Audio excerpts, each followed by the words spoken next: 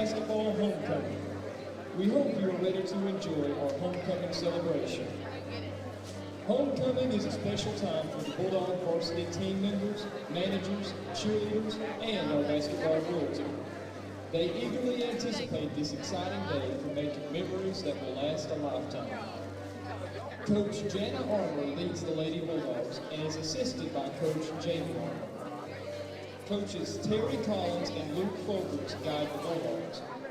Now, let's take this time to introduce you to all of those involved in varsity Bulldog basketball. Our varsity cheerleaders. Freshman, Josie Speaker.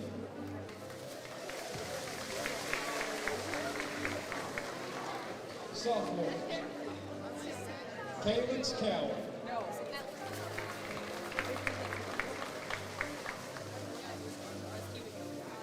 Nevaeh Garcia.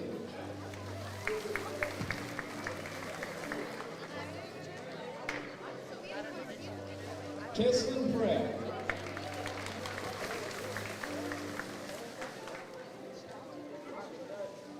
Maddie Williams.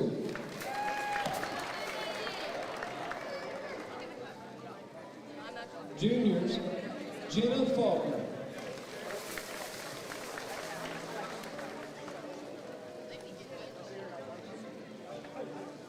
Arian Kidd.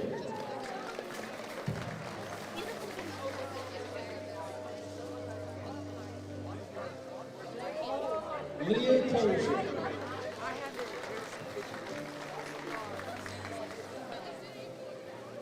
Co-captain, Kylie Miller.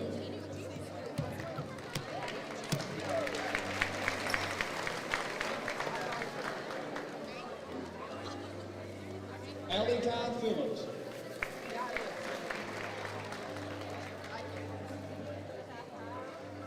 Morgan Shaw.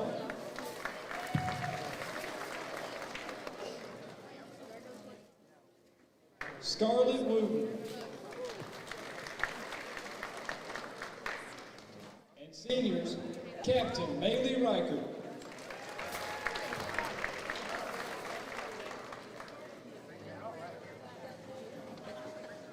Isabel Rogers.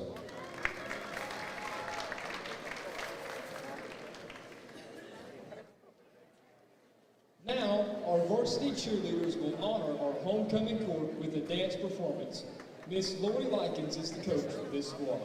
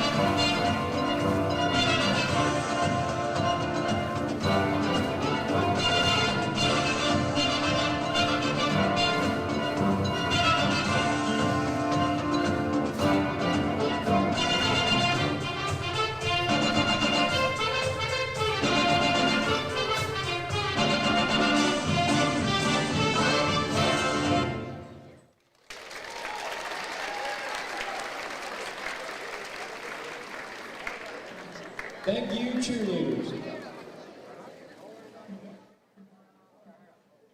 Next, we have our freshman varsity team members.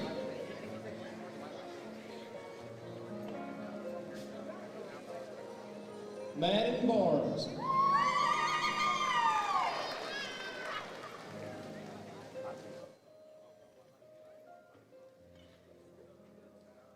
Aaliyah Duran.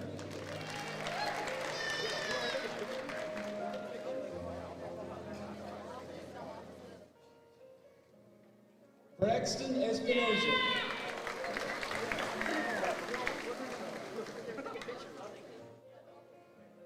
Jayla Grayson.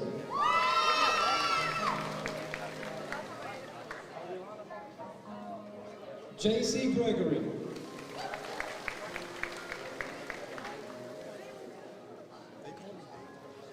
Daniela Frias.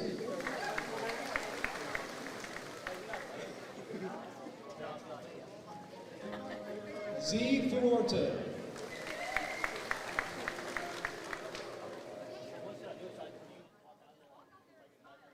Riker Hildreth.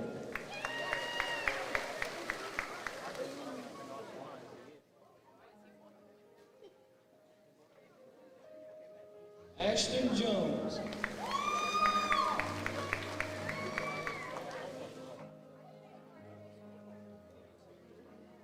Daxton Langley.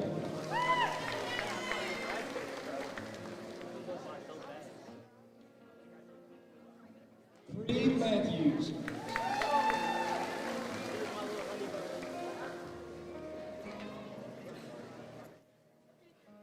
Remington Riggs.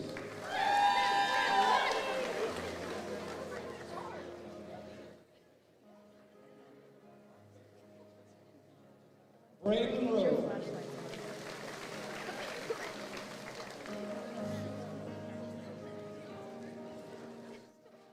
Chris Banderas Ware.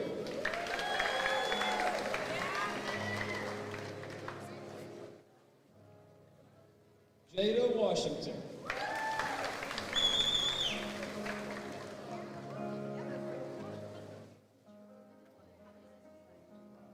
Taylon Williams.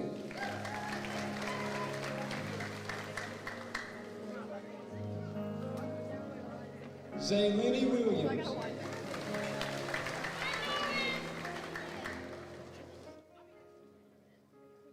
And Lila Grace Wilsey. Next, we have our sophomore varsity team members. Lenny Cox.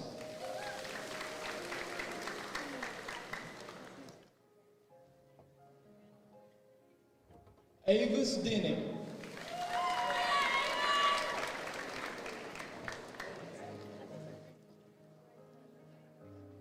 Blazy Dieter.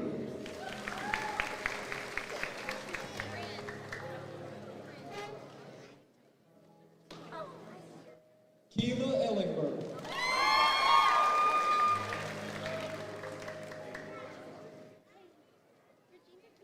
Brody Israel.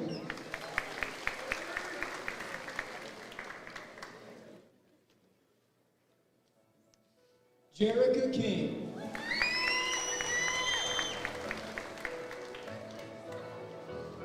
Briley Likens.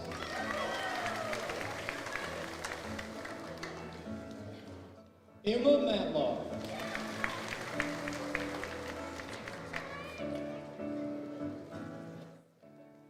Danica Sevenstar.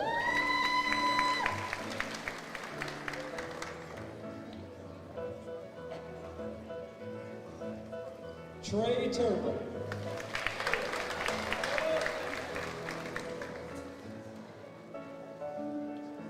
Autumn Vaughn. Now, let's meet our junior Bulldogs. They are Addison Belling,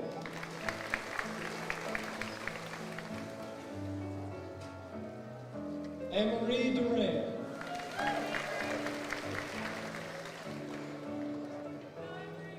Emma Fields,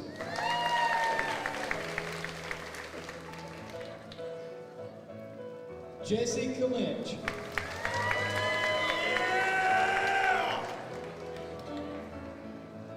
Jack Pyatt,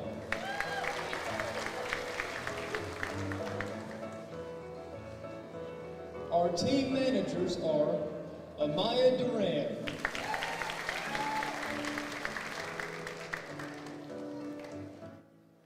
and Cadence Young.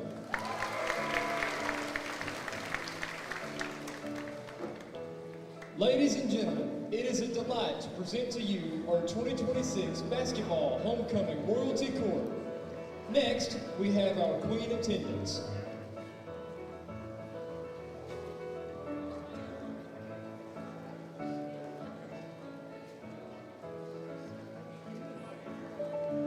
Gracie Ackerson.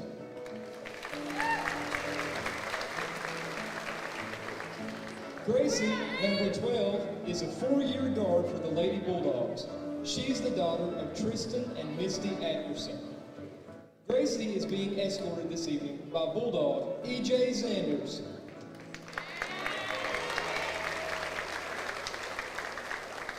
E.J., number 23, a senior, has played for the Bulldogs for 3 years as a forward. E.J. is the son of Sarah Sanders and the nephew of Tracy Tomlin.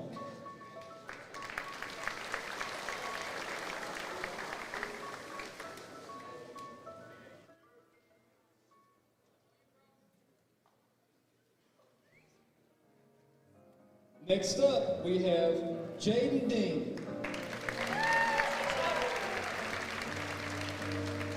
Jaden, number 4, is a 4-year guard for the Lady Bulldogs. She is the daughter of Wesley and Betty Dean. Jaden is being escorted this evening by Bulldog Deshaun Wilson.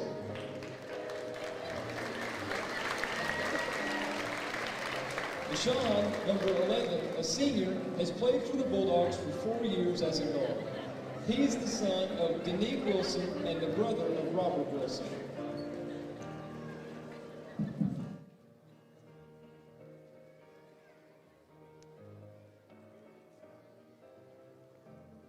Next, we have London Harden.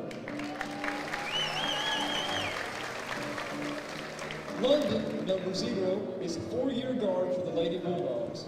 She's the daughter of Mark and Ashley McInerney.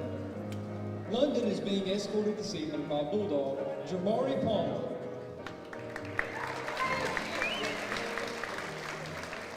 Jamari, number 5, a senior, has played for the Bulldogs for 4 years as a guard.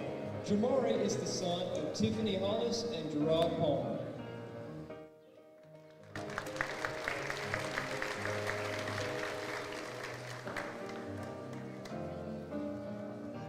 And our last attendant is Gracie Pruitt. Gracie, number 10, is a 4-year forward for the Lady Bulldogs. She is the daughter of Bobby and Becky Pruitt. Gracie is being escorted this evening by Bulldog Andre Massey Jr.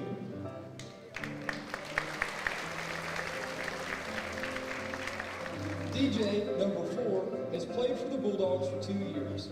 DJ is the son of Andre Massey Sr. and Tyrena Massey. Congratulations to our Queen attendants.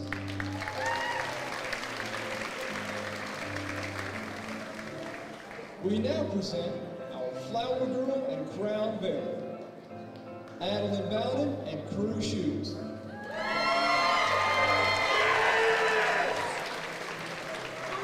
Adeline and Crew are both in the 4th grade. Adeline is the daughter of Cody and Haley Bowden. Crew is the son of Tyler and Mariah Shoes. Congratulations to our Flower Girl and Crown Bearer, Adeline and Crew. Bulldog fans, it is now time to present to you Muldrow High School's 2026 Basketball Homecoming Queen.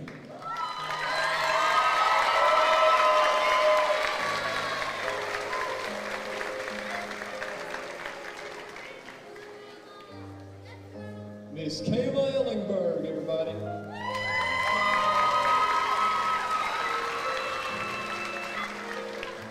Kayla, number 15, has played as a forward for the Lady Bulldogs for 4 years on the varsity team as a center and power forward. Kayla is the daughter of Hugh Teague and Brittany Teague and Robert Ellingberg. Kayla is escorted on her special evening by Tegan Collins and Parker Sevenstar.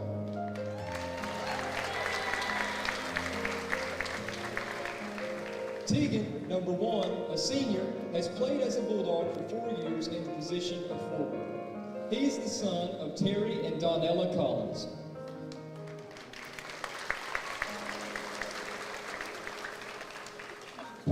number 32, a senior, has played center on the team for 4 seasons. He is the son of Brooke Mabry and Terry Sevenstar.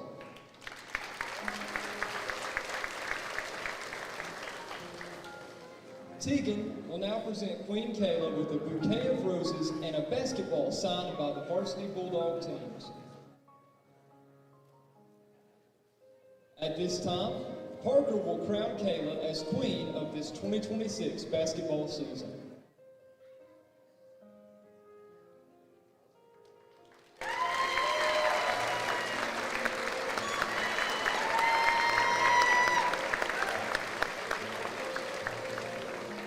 Congratulations to Queen Kayla, Muldrow High School's 2026 basketball homecoming queen. Let's give one more big round of applause for our homecoming queen.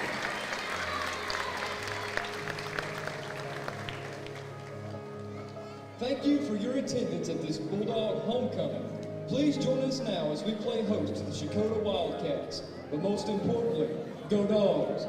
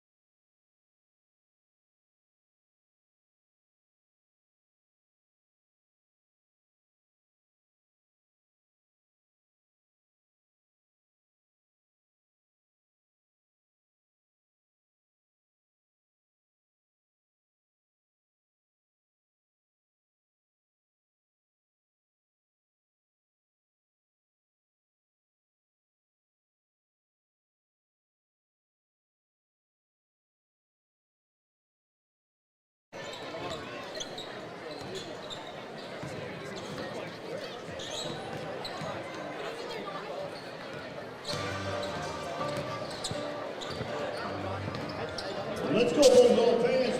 Put your hands together for your hometown, Muldrow Bulldogs, as they come out on the court for warm-up this evening.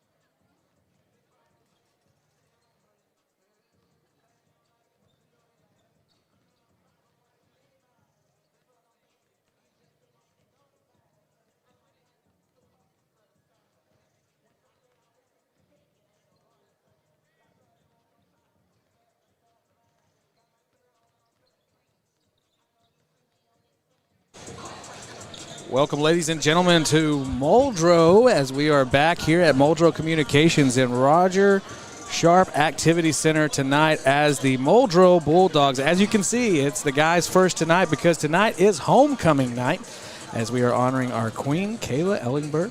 And so the Bulldogs are coming in here tonight red hot after their victory against the Rowan Rangers. Of course, if you that was a great game. If you didn't catch it, I believe it is on the Team Huddle account. But we're happy to be back here at home and back here as the ice has melted and getting to join back in some great basketball action. And we're going to be here in just 1 minute after we have our national anthem sung by Brooke Frost, our senior, and we'll be right back.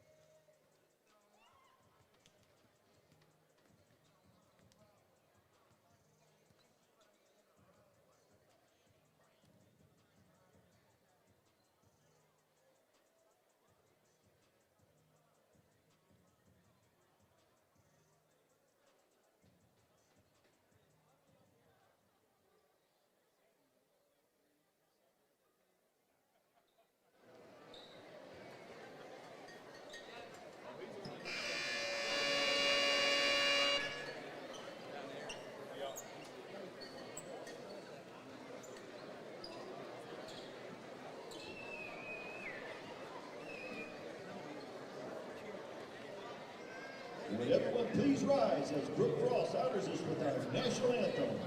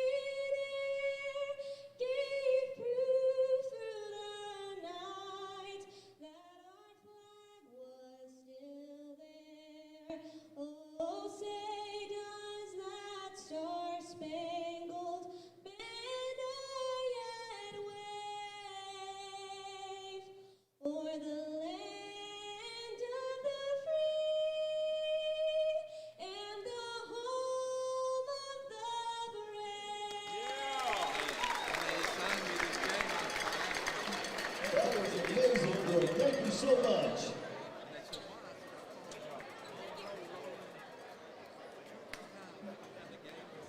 I know we got some Wildcat fans in the house tonight. Where y'all at? Please put your hands together for your starting lineup for your CHECOTAH Wildcats. Give it up for number 5, Weston Brown. Number 10, Cole Rowland. Number 13, Corey Middleman. Number 15, Cooper Cuthbert. And number 24, Levi Chapman. Your Wildcats coached by Malcolm Warrior and assisted by Zane Oldham.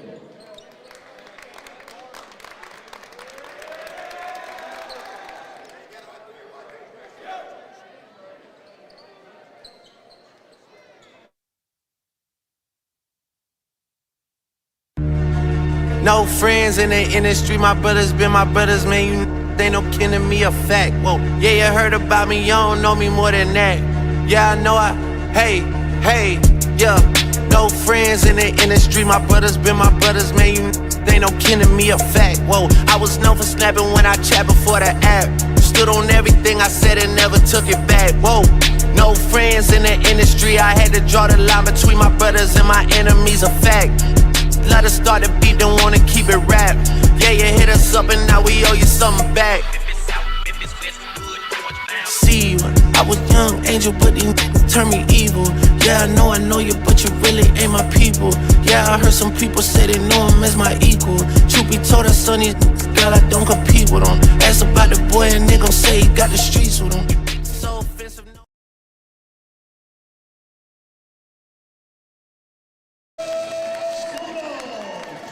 Give it up for number 1, Team College.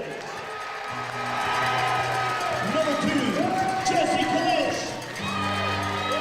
Number 4, DJ Massey. Number 11, Deshaun Wilson. And big man on the court, number 32, Parker 7-star.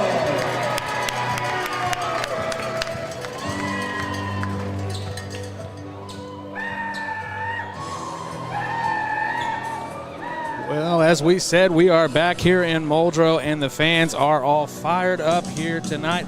And, of course, I am joined right here in the booth, as always, with the legend himself, Coach Archie Bryan. Ooh-wee. Thank you so much for being here tonight. It's a little bit nicer tonight than it has been. Not as cold. Oh, it seems like we've been off forever. Yeah, I don't even remember the last home game we had. I'm telling you, it was you know, we had to kind of get back in the swing of things because, of course, you know, there was the CHECOTAH tournament, and there was the before that was the Armstrong Bank tournament. So we kind of took some time off there, and then you know, it's just that time of year, that season once again. Here's the tip-off. Oh, man. Tip-off between Levi Chapman and, of course, 7-star. Old Bulldogs starting their man-to-man defense. CHECOTAH, I don't know that they've won a lot of games, but the scouting report is they'll play anybody close. They're a hard-nosed, hustling team. Shot no good for Chapman. High throw in there, Massey knocking down a few homecoming letters, trying to keep it in bounds.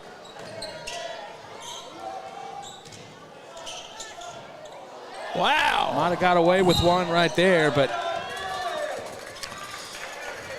looks like it's going to be Bulldogs' ball here. Well, we got a little anxious. We had a good idea. We pushed the ball up the floor, made a little high pass. Massey tried to save it, but there was nobody in the area.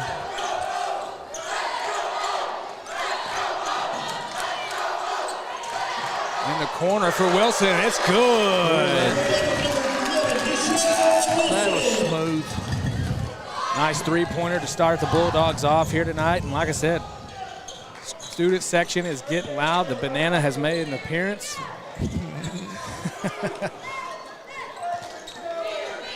I love the way the Bulldogs can play defense when they get their mind on it. They're hard to get away from. Cut burst shot is no good. Clinch might have took a foot to the face right there at the very end. Not intentional, obviously, but it doesn't look like it did any harm. no, he's good. He's good. He's tougher than a woodpecker's lips, I think. Clinch. CHECOTAH opening in a man-to-man defense, too. Clinch puts up the jump shot. No good off the rim. Rebounded by number 14, Rowan Chapman. Chapman.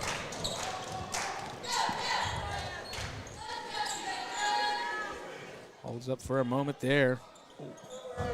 Cutler takes a shot, and it's going to be good from the arc.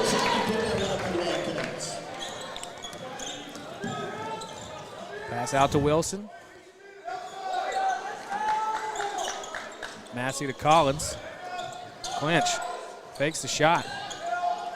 Back there to you Collins. go. A little back and forth between the two. Clinch steps inside, back out to Collins, now to Massey. Massey picks up a screen, he takes a shot, no good. Rebounded by Collins, double team. Dishes out to 7-star, and he knocks down the three. Don't let that size fool you. He's a pretty good three-point shot from the top of the circle. Long distance over to Chapman. Cutler kicks it out to Rowland. Rowland sizing it up over to Little Man. Chapman puts up the shot. In and out. Push is going to be the call here. That's going to go up against number 10, Cole Rowland, and that'll be his first personal foul of the game.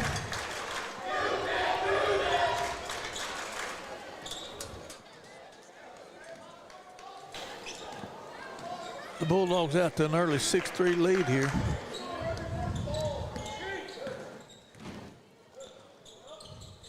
Massey over to Wilson.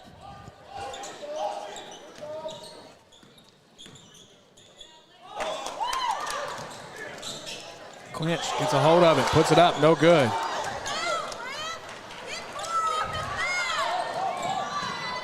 Brown out to Cutbirth. Brown takes it back inside.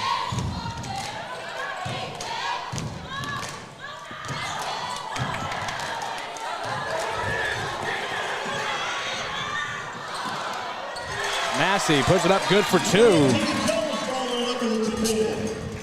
Tegan Collins followed that in there for us. That's why you go down the floor, even though it looks like there's going to be a wide open shot. You never know.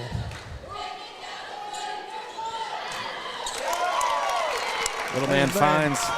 Bad backside defense there. We weren't seeing the ball. And we didn't get much help on that.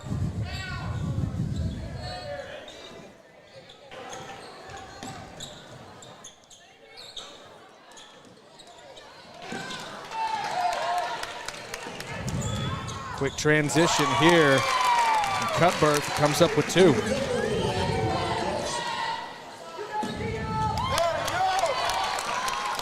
CHECOTAH with another steal. Little sloppy basketball right now for the Bulldogs. Brown taking his time outside the Littleman. Brown, Euro step inside, puts it up, and it's good for 2. That was a good shot there.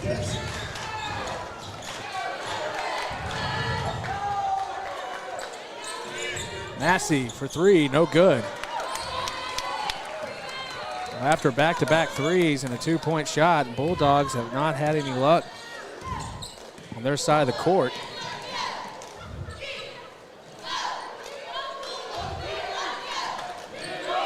Little man, step back. Shot is no good. Rowan Chapman. Of course, we got 2 Chapmans on the court. Massey knocked away from him, able to keep it in bounds. Out to Wilson. Now Massey puts it up for 3. No good, off the rim. Brown with the rebound, bringing it across court.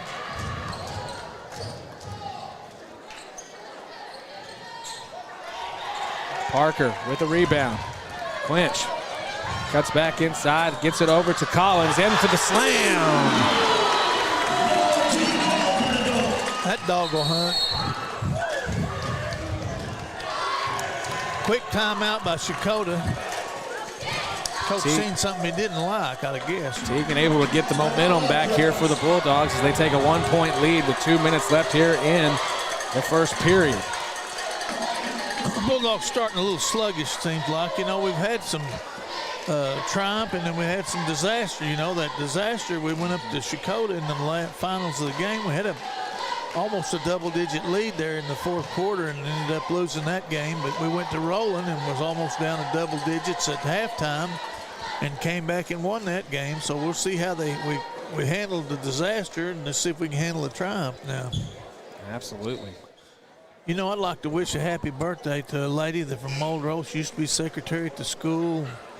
Known her all my life. But Doris Mabry is 98 years old today. 98. Well, happy birthday, Doris. Oh, she's a fine woman and a little stubborn, but, you know, when they get that old, they get stubborn. I guess they know what they're doing. 2 minutes left here in the first period. Bulldogs up by 1. As CHECOTAH found themselves trailing, and then all of a sudden, after a couple of steals, the Wildcats have found their way back into it.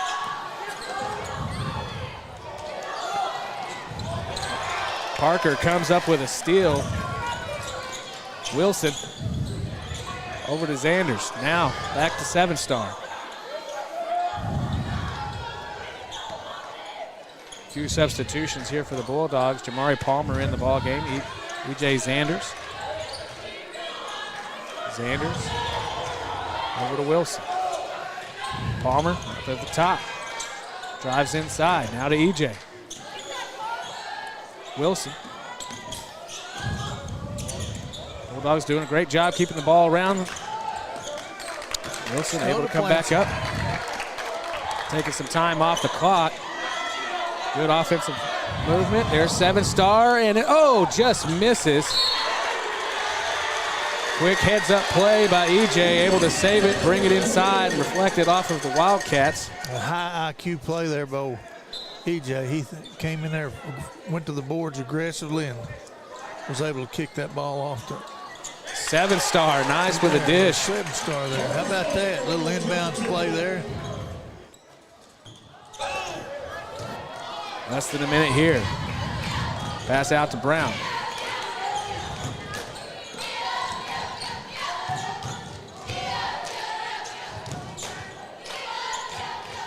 Good communication by the Bulldog defense there. You could see 7-star and Collins collaborating on who was going to go to the corner and who was going to stay inside, and you can see it was the right decision. When 7-star's around that goal, that's a dangerous area to get a shot off there. It's really tough. He changes a lot of shots and blocks quite a few.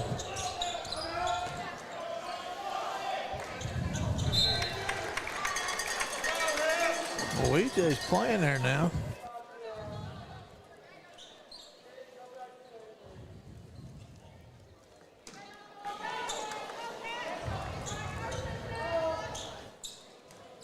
Pass up top.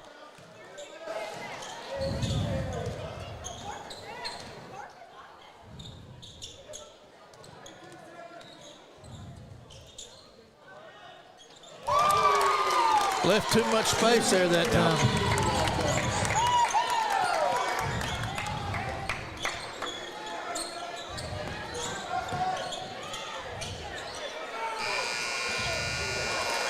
And shot is no good as that brings an end to the first period. And we're knotted up here 12-12.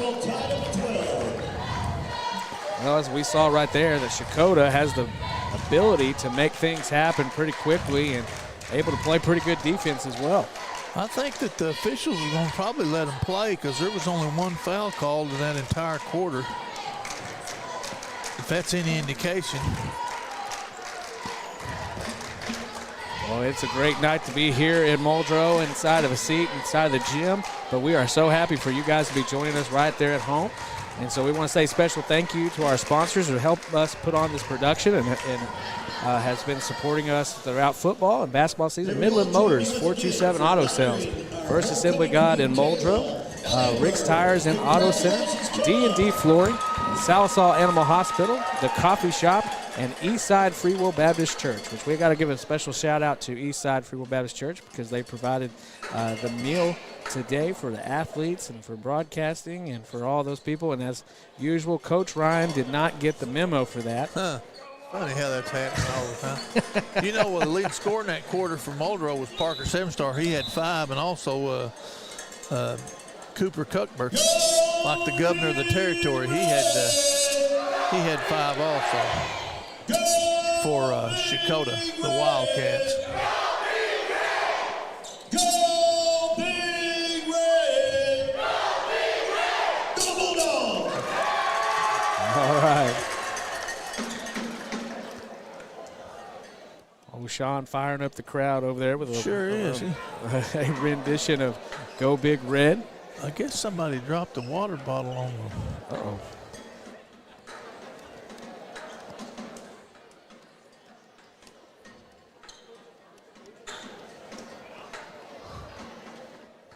Got a little spill on aisle 3 over here.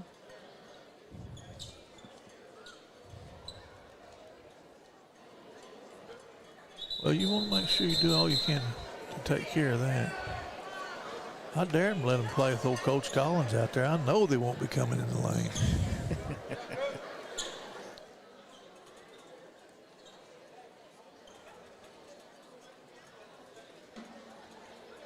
I don't or what they spilled. It looks like it might have been Vitalis or I'm something, telling you, as much as they're having to work Must on have it. been a big one. Well, you know, something slick. I bet you, Vitalis, what do you think that was for? I have Chris? no idea. I have That's no what idea. I thought. That's what I thought. Yeah, let him go Thomason. down there. Overrolling. Bulldogs, CHECOTAH showing some patience. We're not able to force them into any missed shots or missed throws in the game. They're getting very few turnovers. Good hands by Parker. Be patient. Was a tough shot there. That's all you can say.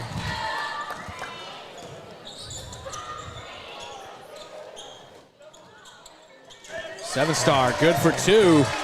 Excellent Able to hands. answer I'm back talking. here. Excellent hands. You throw a bullet pass in there from that distance. He made an outstanding catch. I'm glad to see him looking in there. 14-14.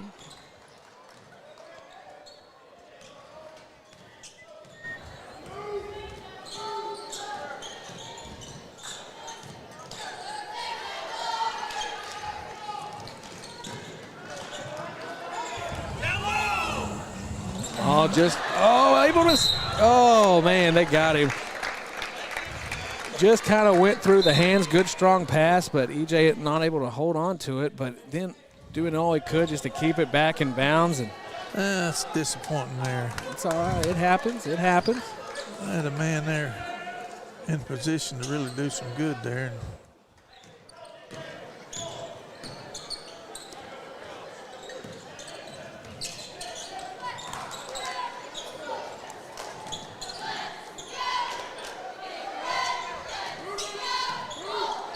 Thomason past the little man. Looks like Collins is going to be called here for his foul. All the stuff that goes on, and he got that one. Well, Unbelievable. there was a reach in there. There was a reach in there. There's He been caught a him on the bunch of wrist. them. That's going to be his first foul of the night. First team foul of this period. Stepped on the line, I believe. Did the line or was it 5 seconds? I don't know which one, but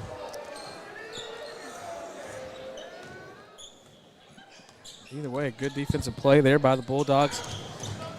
Closing off any opportunities.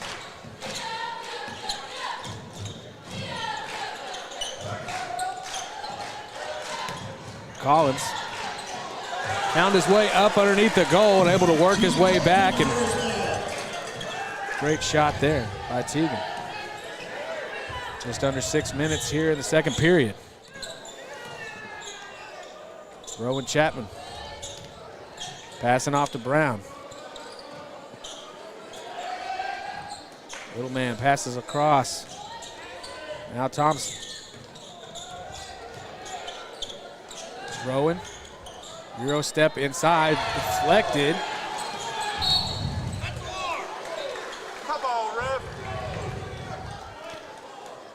This will stay here with the Bulldogs. We've got a sub back in, number 10. I believe that's Brown that's coming back, or no, it's Cole Rowland that's coming back in the game. Pretty good looking sophomore.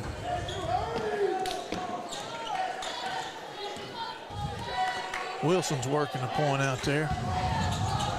Inside of the corner to Collins. Over clinch. Now Massey surveying inside to Collins. Collins again with the jump shot, and it's good. Nothing wrong with that. That's 8 points now for Collins. Looking to become the first player in double digits. That's a good job down inside. CHECOTAH moving the ball from side to side. Little man takes it under the goal, out to Brown. Brown takes a shot, no good.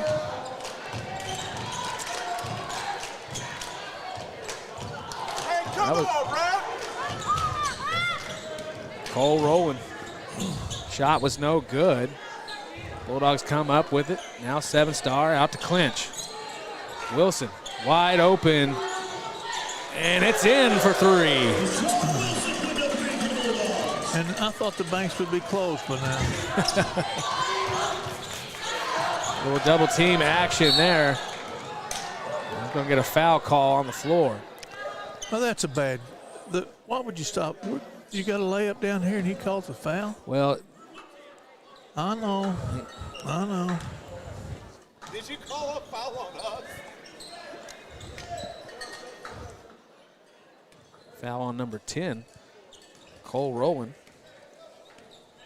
That's his second. 3:55.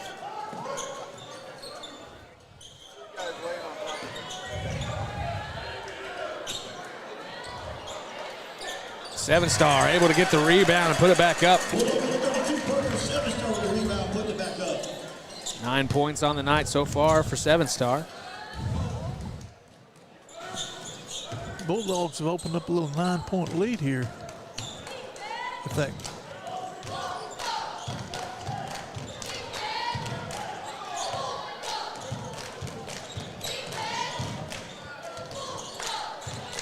Brown takes a shot for 3, and it's good.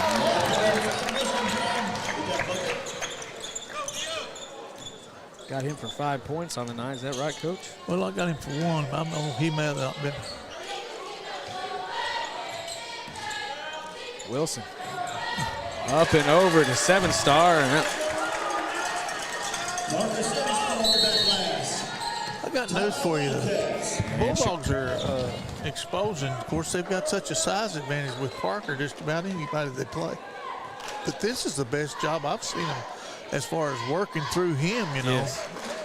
If they're trying to cover him with one man and he's giving away 6-8 inches, it's not really it's to our advantage to expose that.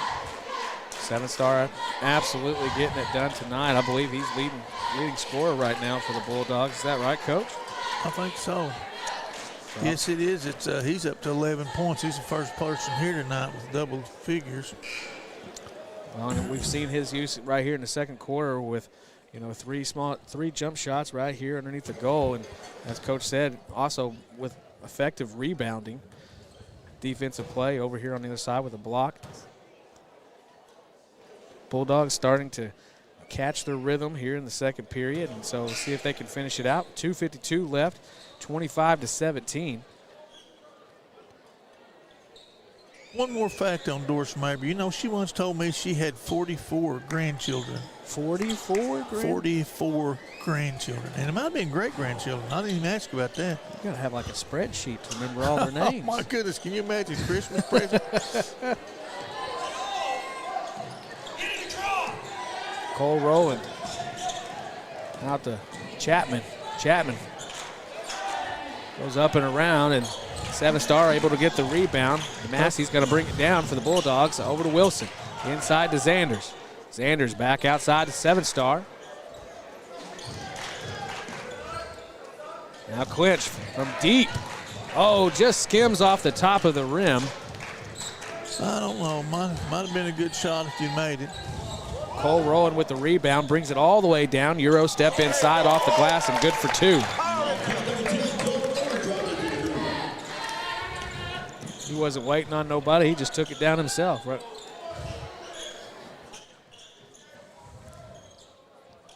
Massey working in right side, deflected and blocked by Thomason. He's at EJ able to pick up the ball there, and here comes Thomason again with a rebound. Roland Chapman. Good Lord. Travel call there.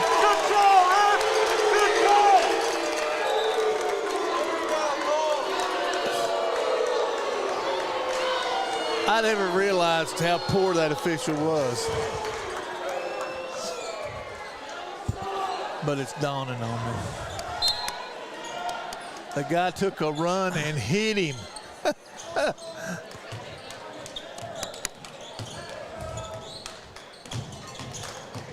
I broke my New Year's resolution. Landon Thompson. Foul call. And he called that.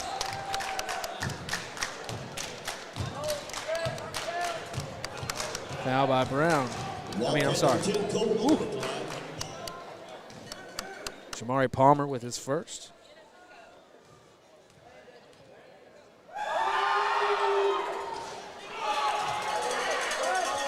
Cole Rowland misses on his first. That's unusual, Rowland. 7-star checking back into the game.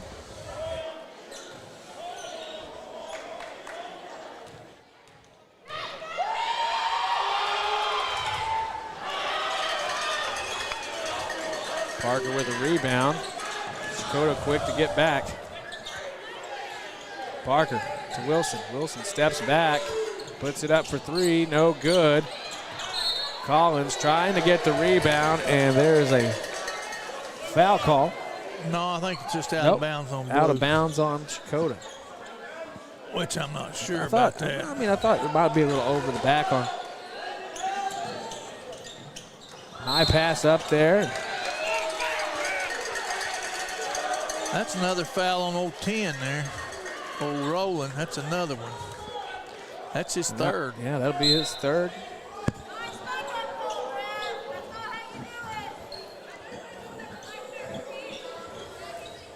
Everybody's a critic, right, Coach? That probably evens it out since that one he shoved that guy down there, and they called a walk on the guy he shoved down.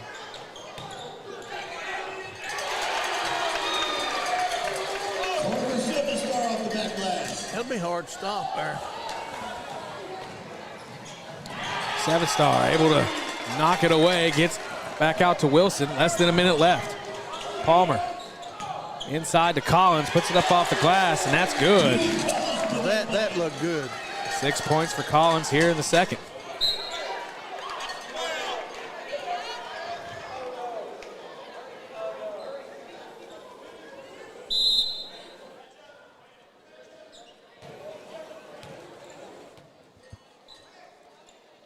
Right now, the Bulldogs need to concentrate on number 5 there. He's a pretty good shooter, seems to be.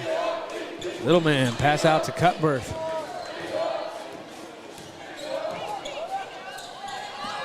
Clinch.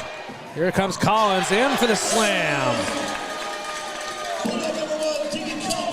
That's his second big dunk of the night.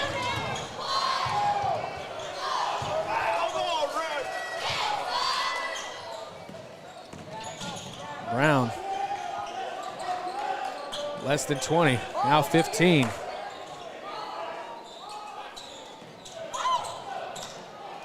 Brown gives it off to Little Man. He steps inside against 7-star. Shot's no good. Rebounded by Chapman, and there goes the buzzer. And no score. And that'll bring it in to the first half here, as the Bulldogs with a sizable lead of 31-19 right now over the Checotah Wildcats. Did they just get, how many points you got them for that quarter? Oh, goodness. 7? Okay, that's right. Doing my math here. It's right. Well, we'll have a few stats for you when we get right back, but for right now, we're going to take a short break as we go into halftime. But don't go anywhere, as we'll be with you right back with that third period of action. What does family look like? To us, it looks a whole lot like you. Armstrong Bank.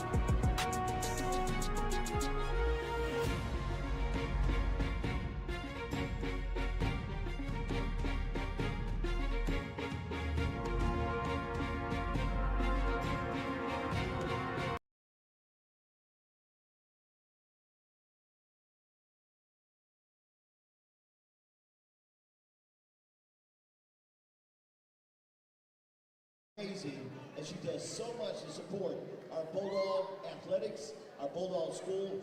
Please, she is our game day sponsor for the boys game. Please put your hands together for Kinley Tree Photography for all she does. Thank you, Kinley.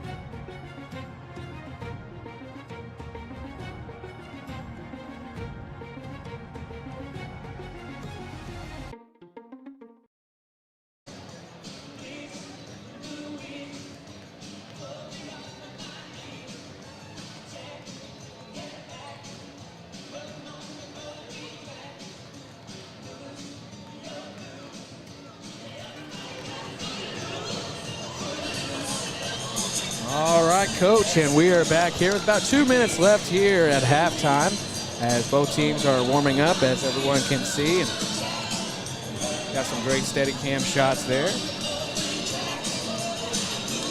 Tegan Collins has hit 6 two-point field goals.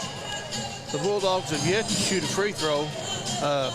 Parker 7-star has accounted for 13 points.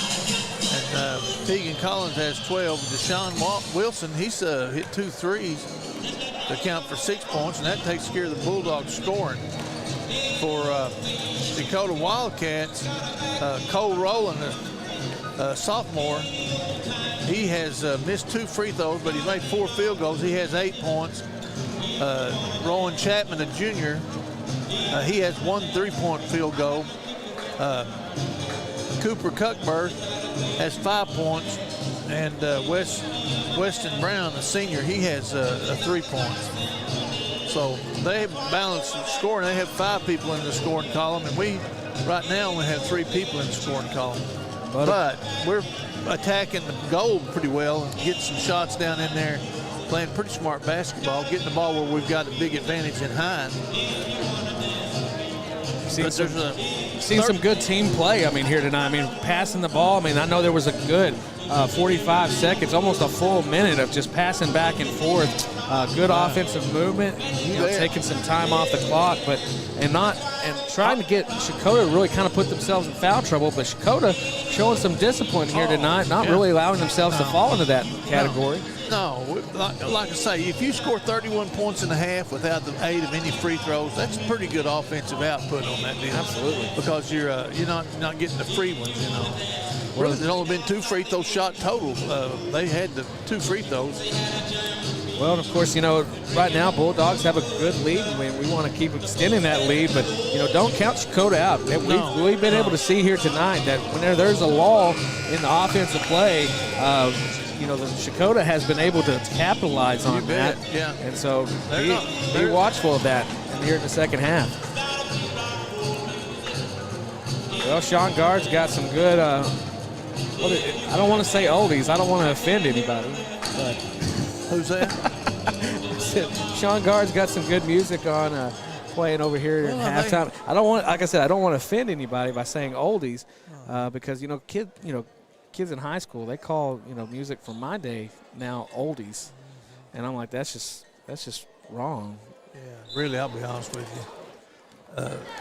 Music, if it's good music, it can be from any age. To be honest with you. That's right. I believe that.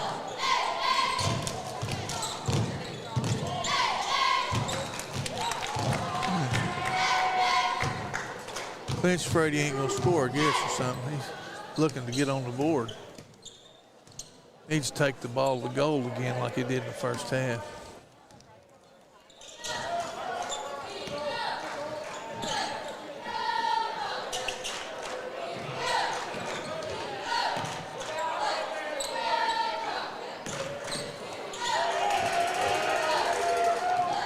Massey out front, puts it up off the glass, no good. Clinch trying to get a hold of it. Deflected by Collins, picked up by Clinch. Now Collins inside to Massey. Massey hits the double team. Foul's going to be called here. Foul's called on number 13. 13, little man. Koya, little man.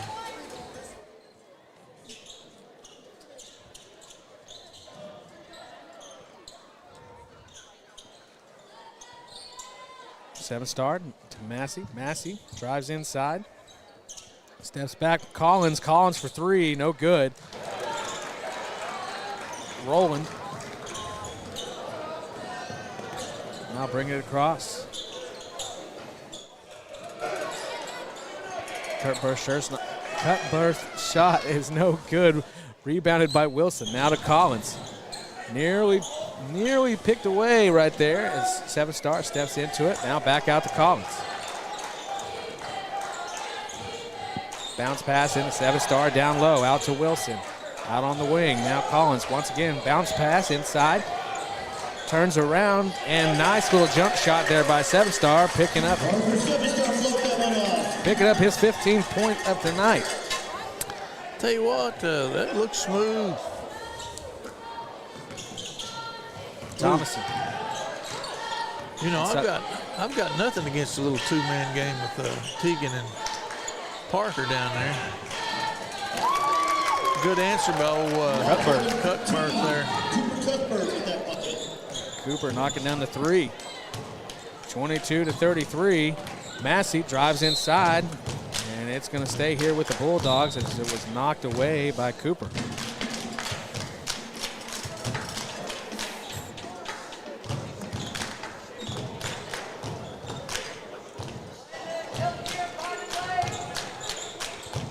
Jamari inbounding for the Bulldogs.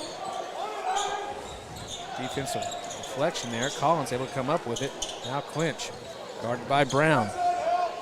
Comes off to the left side. Wilson. Out to clinch in the corner. Now Wilson.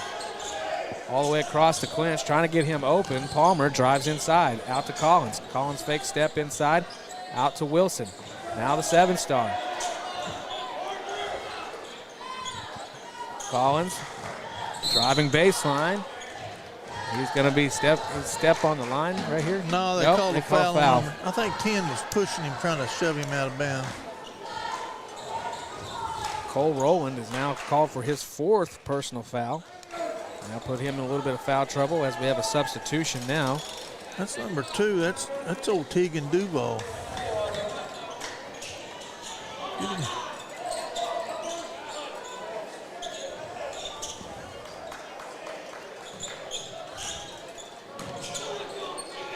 Collins puts it up, good for 2. That was an impressive shot. Oh, that's a hard shot. My goodness. That was a tough one. Collins with his first points this half. Came in a little bit strong there, and it's going to be a foul on Teagan. That'll be just his 2nd here. Huh? Well, I think it's his 1st. Matter of fact. Coach, you're right. Thank you. I thought he got called for a foul earlier. I'm probably so correction. No, it was I'll be honest with you, I don't remember who it was now. Ooh. Pretty move, wasn't it? Chapman. Now Brown. That's where I like to see it. Get up there and play some Chapman for defense. 3, and it's going to be short. I think Duvall was caught unexpected there. 7-star puts it up off the glass, and there he is again. Yeah, that's a good job by Clinch. He forced the issue, made him pick him up. It's just like a give me when you get it over. Duvall for 3, and it's going to be off the rim. Deflected out by Collins, and quickly going down court is Clinch. Brings it outside. There's Palmer. Collins brings in the double team, and here, short shot. Unusual for to be short by Palmer. And there's Wilson for 3. And that is his 3rd from beyond the arc tonight. He's got 1 a quarter. He's up to 9 points now. He's threatening double digits. That's just good, unselfish play down there. They kick it here, they kick it there. Next thing you know, someone has an open shot. In rhythm. Absolutely. That's what you want right there. Tell you what, Bulldogs have opened up an 18-point gap now. The defense has been pretty solid. I imagine they made some halftime adjustments on what they didn't want to have happen to them. And right now they've got the better end of the adjustments. Well, as we saw, of course, you know, as the Bulldogs against the Roland Rangers, there was a huge change in the way that the Bulldogs played against Roland in this last game, from the time that we broadcasted it here at home. Yeah, that was a much needed response to that last time that we played them. Excellent. You know, CHECOTAH, you talk about CHECOTAH basketball. Now, I know here lately I hadn't seen it on the level that when I grew up and when my mother grew on up, CHECOTAH, go look at the banners in that old gym that they have up there where they were state champions in the 50s and 40s and even the 70s. And They have had some great, I'm talking great high school basketball players from Checotah. The Frost, the Warriors. Matter of fact, Coach of Checotah, his name is Warrior. I figure he's kin to some of the Donald and some of those guys that could really, could play, flat out play.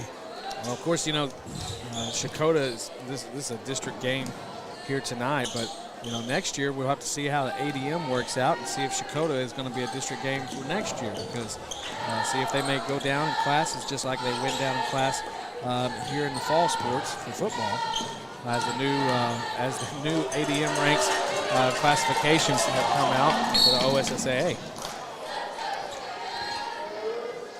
Coach, you got a take on that? Did you see where the governor of the state wanted to do away with the OSSA? Yes. Hey? Yeah, that was a big announcement today. Governor Stitt coming out and saying that transparency was needed and some absolutely some potential change might come through the OSSA. I'll tell you what, here's my deal. Here's Collins for the dunk. Oh, my goodness. Third slam of the night for Tegan Collins. He said they're not responsive. They're not elected or anything. And here's my deal. I don't know that I want Stitt or the governor doing something, but I'm for doing away. I know what the OSSA will do. That's nothing. So I'm with them. Well, it's been an interesting and this would stay with the Wildcats. Saying it was off 7-star here. There's a lot of public schools in here in the state that would probably agree with the governor that something needs to be done, because there's not anything being done on the forefront of the inequities seemingly inequities that the private schools are enjoying right now. Well, Checotah with their timeout, first timeout this half. Well, and as Coach, after that announcement by Governor Stitt, and of course, ongoing litigation and things like that are going on with OSSAA about the transfer portal for high schools and fair treatment and all those things.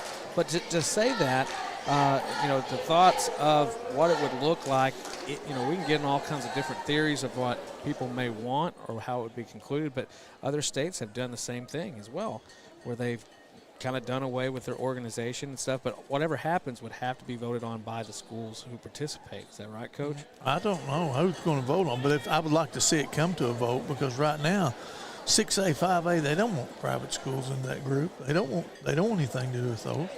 Right. So they're happy to just, go ahead, hey, let's, do this down here. Well, now, doesn't Arkansas make them move up like 2 classes? Well, I don't know about that, but they have a multiplier they use for every student that they have at these schools. It's a 1.75 or something like that. Maybe even higher now, I don't know. But, it's just a deal where, I think that it shows, what you're I shouldn't say no more. Well, and for those who don't know, of course, you follow Checotah and Spiro all have now moved from 3A into 2A based off the ADM classification for the spring. 7-star with the rebound. Approaching up 2 minutes here. 42-22. Bulldogs with their 20-point lead here in the third period. Looking to extend that. Pass out to Massey. Clinch. Pass down low to 7-star. EJ alone on the wing, puts it up, and it's good for 3 from EJ Sanders. My goodness. Don't leave that man open. He had a wide opening. They were giving him all the room in the world. And I bet you they won't do that again. Clinch stepping inside. And they're going to say that he stepped on the line. He's playing much better this half, I know.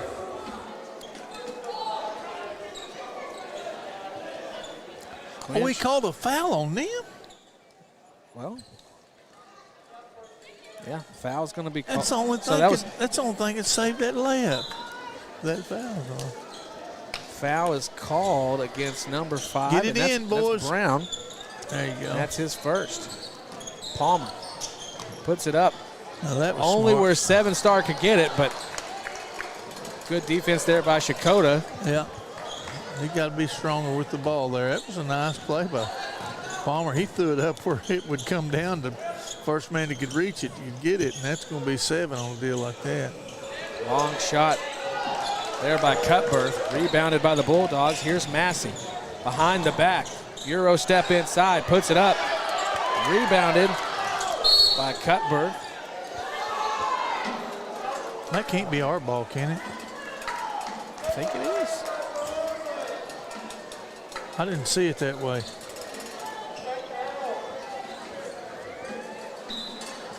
But No, it was right there. 2002, 2003, Yeah. 2004.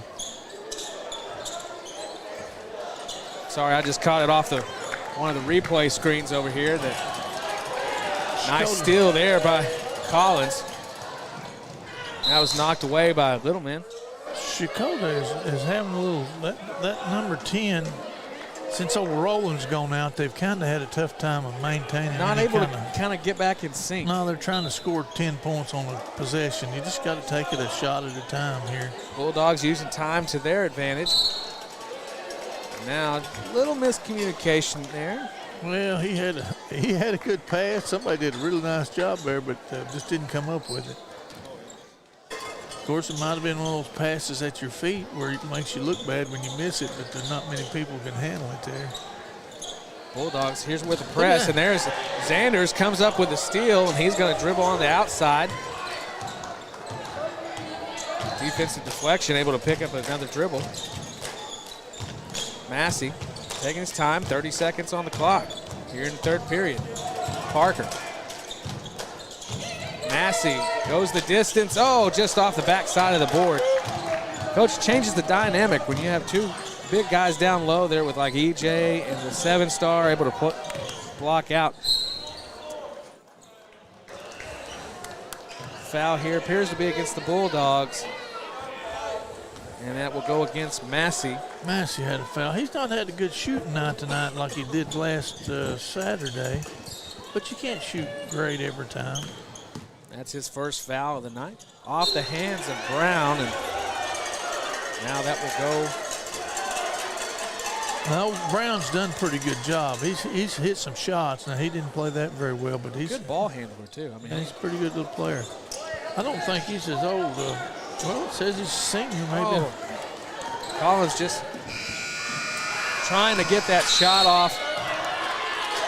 Unable to pull it through, but 45-22 as we go into the fourth period. Home crowd is fired up here with this homecoming night that we have. Of course, Kayla Ellenberg, homecoming queen. We'll see her in the starting 5 here for the Lady Bulldogs here shortly. And did you know that they scored 3 points that quarter? The defense had held them to 3 points. oh my goodness. Yep, you're right, Coach. And you know that there's only been 2 free throws shot this entire ball game. I'm not saying that there's been more fouls than that, but have you ever been to a game where there's only 2 free throws shot in the game? I don't mind it. Hey, here's the deal. I like when it's rough play. It's rough play. It's not always supposed to be it ain't mean, dirty play, though, is it? No. You know what I mean? It's just physical play.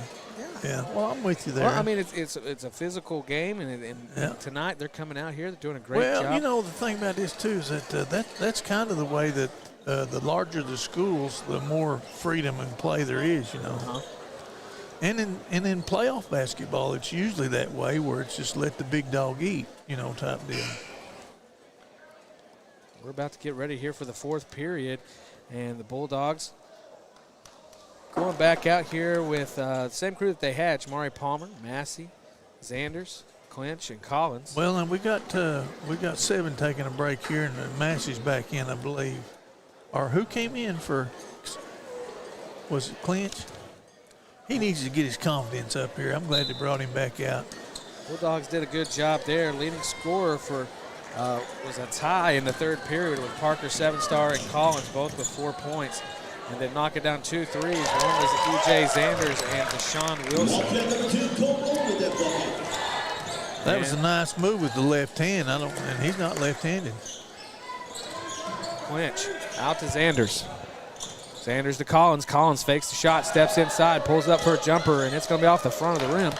Rebound by number 3. I didn't catch his name. Well, that number 3 is Hudson Pollard. He's a sophomore, or excuse me, he's a senior.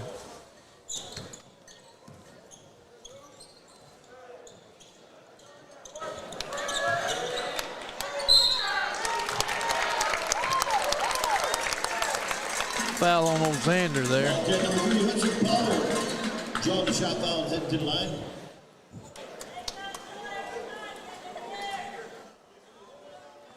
Well, there went my 2 free throw theory.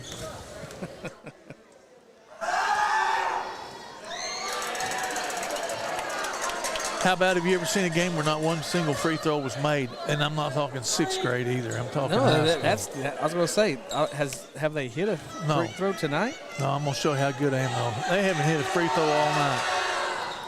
Oh, my goodness. Behind the back pass from Zanders over to Palmer.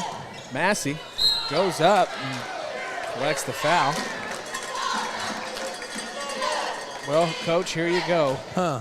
Well, all I got to do is mention no free throws. Next thing you know, we're in a free throw shooting contest. That's on number 3, wasn't it? Yes. Old Pollard, did he make it? I don't guess he did. I just looked down. Well, let's see. That was a real good foul, Hud. I don't guess anybody's going to make a free throw. Might not. Rowland enters back into the game here. He goes up, gets his shooting foul. Jesse Clinch called for it. That's going to be his first. So Clinch got a foul. Rowland got a bucket.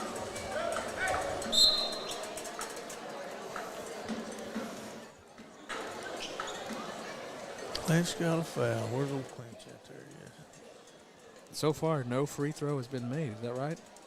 That's exactly right. And this man has had a chance to do it.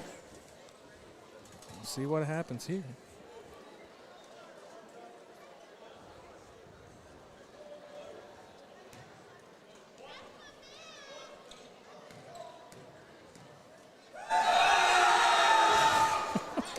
And he does.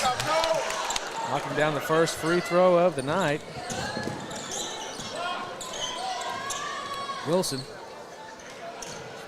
makes it all the way back to Collins. Collins with a little nice little.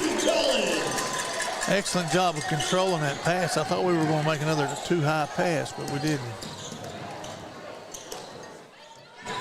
Rolling. Is rolling on. I'm telling you, he's showing some extra effort there. Had to come back in for it. Wilson for 3. Collins with the rebound, up off the glass and good for 2.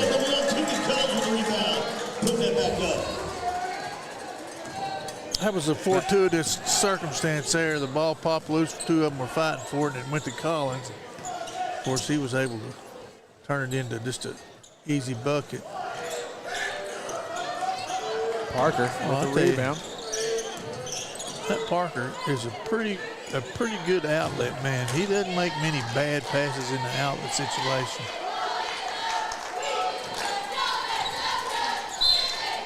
And that might be his last, if that is on Rowland.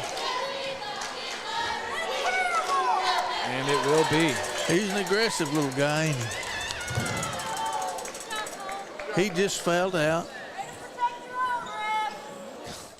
Oh, my God. Well, as we can say, we are not responsible for what other people say around us.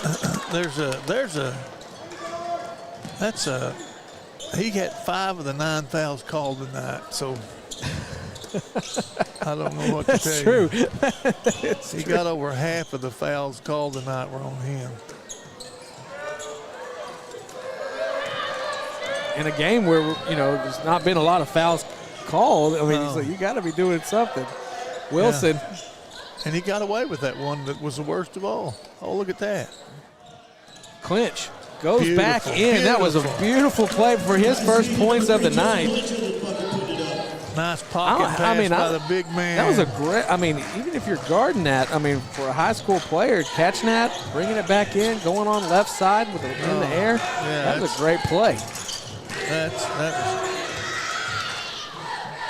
long shot there. Well, you know, now Chapman. Clinch. Nice dribbling there. Bringing it backside now. Here's Parker. Good Wilson. movement. That's it. You can get that shot anytime you want it. Collins going up. Oh, out to 7-star. Oh, and nice for 3. And we're going to see who comes down to the end and the most points here for the Bulldogs. CHECOTAH fans wanting a foul call. Clinch comes up with a rebound. I sympathize with them. Well, they might have wanted it, but they got away with one, too. Well, that's what I say. That's why I'm sympathizing with them. Brown. So that's a different deal. You used to playing, and then all of a sudden you got to, oh my gosh, don't hurt your back.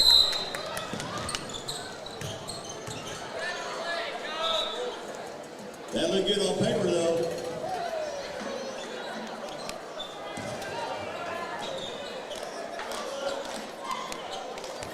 Timeout Wildcats. CHECOTAH called another timeout. Yep.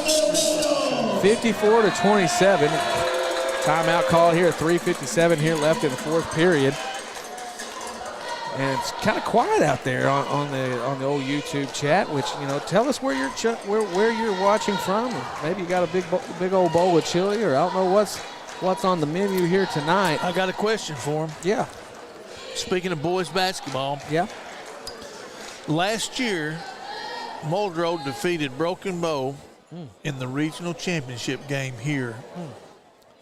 Before that, when is the last, not regional consolation champ, when's the last regional champ that the boys had?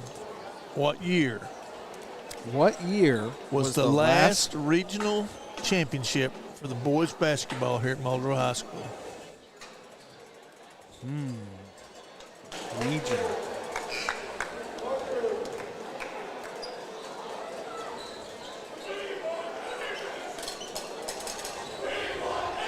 When was the last regional championship for the boys here at Muldrow? One at Muldrow. Is that part? No. Not just the regional one? championship. Okay. Yes. Well, you heard the question there. What was the last regional championship won by the Bulldogs boys basketball team?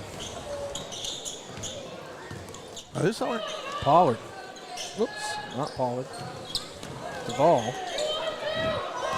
Deflection. Ball able to come up with it. Now it's Brown. Go ahead and chime on in. Give you a shout out here on YouTube. Have the right answer.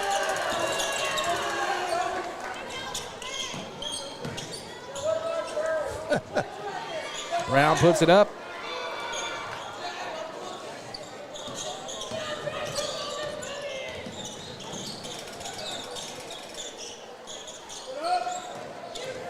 Clinch goes up with it.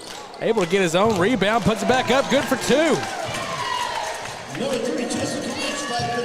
Clinch with 4 points here in the fourth quarter. It looked like he's starving shooting something. We're going to have a fresh squad here coming in soon. Nice shot. Now, substitutions being made. Got quite a few coming in. Yeah, the Bulldogs are going to take the rest of the night off. What's he coming down there for? We got blood? Is that what that is? Yeah, I think so, maybe.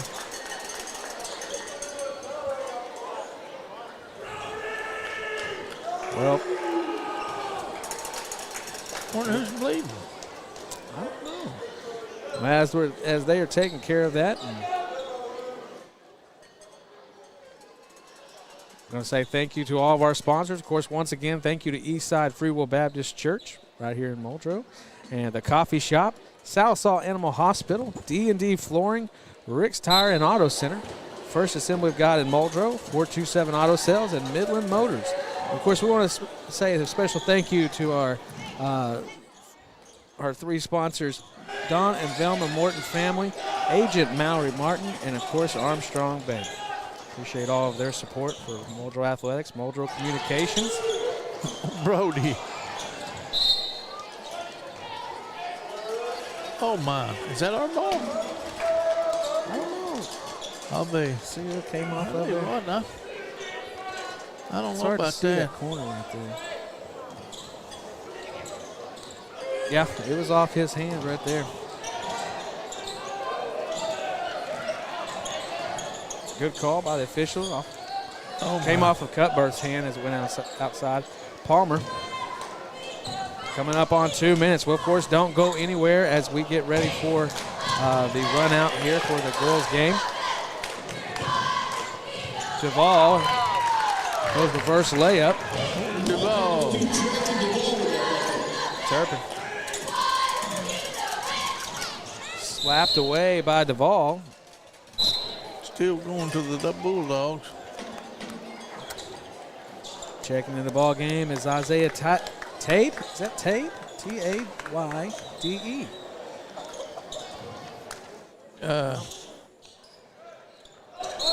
Tade. Wasn't it last? Well, yes, they were the regional champions. Did you say Last year. last year? But before last year, when was the last time the Bulldogs had won a regional championship? Right. In boys basketball. In boys basketball.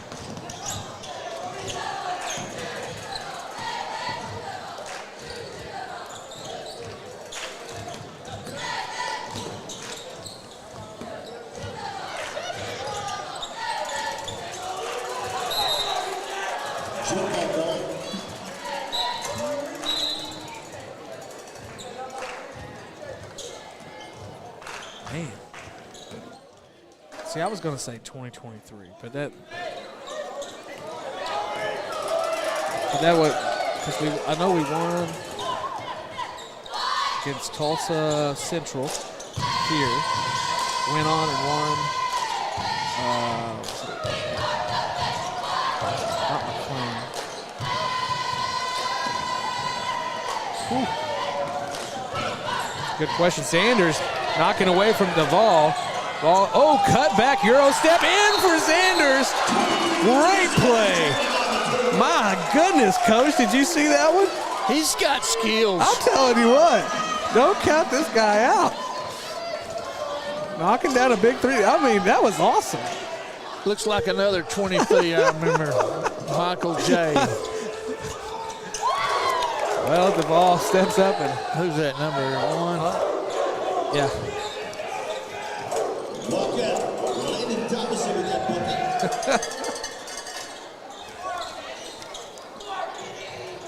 My goodness. Old kids run offense pretty good here. Looking for a good shot. Coming up on 20 seconds left here in the fourth period. Bulldogs just trying to run out the clock. The ball's not letting it happen, but Palmer's keeping it up. 10 seconds left. Bulldogs did a great job here tonight. Good offensive pressure.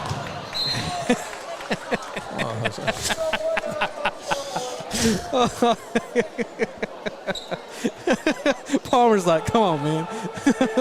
Sanders like, you're wearing your dribble for 15 seconds, and I look over to see what's going on. Buzzer beater here by Thomason. Knocks down the late three. Please put your hands together for both these teams out there this evening. Congratulations to the Bulldogs with the win. Go Big Red as the Bulldogs take the victory here. And let's see if the guys can know how to do a lineup here to let the girls out. We struggle with this every year. 24 points for Tegan Collins. Jesse Klink had 4. Deshaun Wilson, 9 points. DJ Massey missed his free throws and didn't get any. EJ Zander had 5 points. 1982 was one of the answers. What do you think, Coach? 1980. Who said that? Anthony Williams. Dirty dog. By that response, I believe you're right.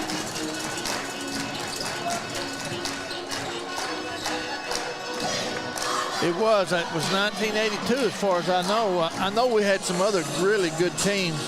We had some real, like Payne Hall, and we had a good bunch. We had a 1-2 punch that year, and we got to the regional, and we had to play Wagner, and Wagner was the #1 team in the state.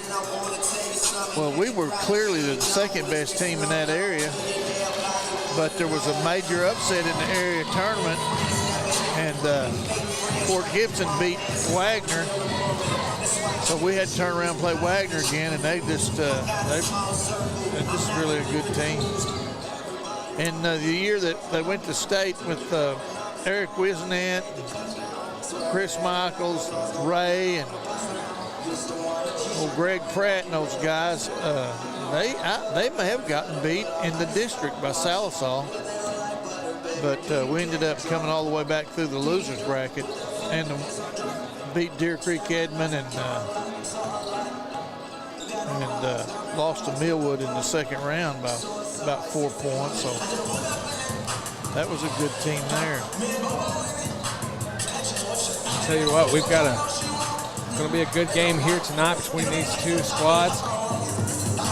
Ladies coming in here, of course, homecoming night. Kayla Ellenberg, homecoming queen. And CHECOTAH coming in here tonight as well. And I believe they've had several victories here. So it'll be an interesting matchup. I'll have to get a few stats for us as we are. Now that 82 team, that was old Robbie Riddle and Joe Ryan and Bruce Shade and Ronnie Cash, Scott Harville, and we had old Virgil Mosley. And, well, we had a good team there. We had some sophomores, old Johnny Gleason, a lot of good players there. And they beat Locust Grove in the area finals to go to state. Lost to Clinton like 54 to 52, or I think what it was. And had a shot at the gold right there. we didn't make, but that was a competitive little bunch. They sure played hard together. Old Coach Ray Bray was coaching that bunch. I shouldn't have said anything. You know what? We could have used that for another question. I'm telling you. Who was the coach? Who was the coach? Yeah, of that team. That's Ray Bray.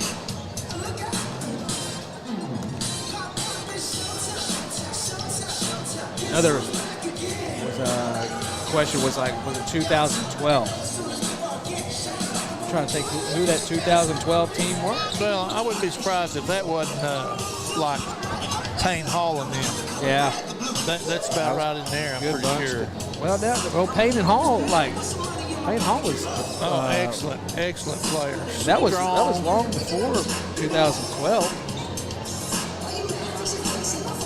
J.D. Pennington, that was the other kid that was inside there. That was, you know how Collins will dunk the basketball now. You know, he's always getting 2 or 3 dunks a game. Well, they would be in half-court offense, and they'd lob it up to Pennington, and he'd slam it down. Coach Martin, Randy Martin, his dad, Pat Martin was coaching then. And they had a solid team. And like I say, I just think it's unlucky. I figure they were probably the third, maybe second or third best team in the state that year in that classification. But dadgummit, if Wagner didn't mess up and we had to play them 2 places, didn't even get to state. So quick question. So who won? Who did they beat in the regional championship in 1982? They beat Locust Grove. Locust Grove. Yeah.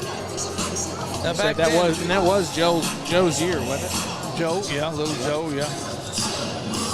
And Ronnie Cash, like I say, Robbie Riddle. Oh my goodness, you talk about a athlete. He would take kind of a little side saddle dribble there, you know, and then he would just pop up and he could jump like a deer, and he'd shoot a line drive jump shot. It's almost unstoppable. If he was shooting that good, you talk about hard to beat. we had some good games that year. We beat Salsaw at our place, and of course they beat us up there at their place. But they had a fine team too. But those were two of the finest games that you'll ever see between Muldrow and Salsaw. Yeah, I was going to say Payne Hall and J.B. Pennington, they graduated in 2002. 2002? Yeah, you might have missed the mark by 10 years. Well, that 2012, would that be Eric Wisenant and Michaels and had old Ray and Brad? No. That was Haywood. That would have been shortly. That seemed like a 96 type deal to me, or 90-something there. I'm going to have to look it up, 2012. I can't figure out who that would be. 2012. Well, if you know YouTube land, make sure you chime in there with that little bit of Muldrow basketball knowledge. Who is it? Well, no, we're going to wait for them to find out because they know. I guarantee you somebody out there knows. Just like we know that our sponsors, Midland Motors, 427 Auto Sales, First Assembly of God in Muldrow, Eastside Free Will Baptist Church, The Coffee Shop, Sallisaw Animal Hospital, D&D Flooring, and Rick's Tires and Auto Center are much appreciated here by the Muldrow Communications crew and, of course, Muldrow Public Schools as they have sponsored this. And, hey, thanks for coming back here to Muldrow Communications. Like I said, we've taken a little bit of time with the snow being the way it was and all the weather, which we may see a little bit more winter weather coming up through the next week, which we hope not, because we're going to have two games here we're going to have senior night, which is on February 13th, and of course we've got the game on Tuesday. Man, who is it that we got on that Tuesday? I forgot. Probably Stillwell, isn't it? But let me, who is that we have for senior night? Do you know who it is, Coach? I don't know for senior night. Now, we had to reschedule that Stillwell game. I think I know who it is. It's our neighbors from on 64B. And Roland is going to be coming in here for senior night.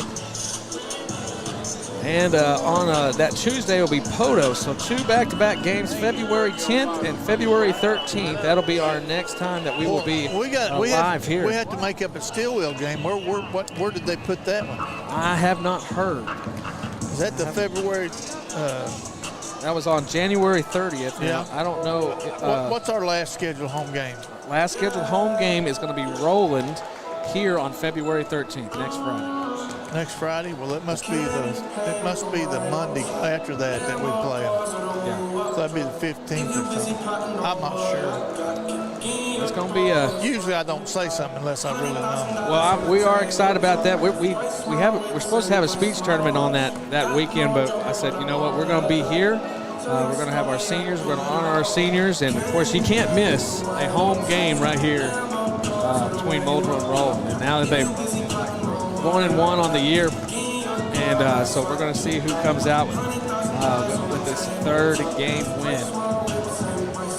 Well, as we get ready for the countdown, and I don't think we even got a roster yet for the girls from CHECOTAH, and so probably need to take care of that in the next 2 minutes, but we'll be right back.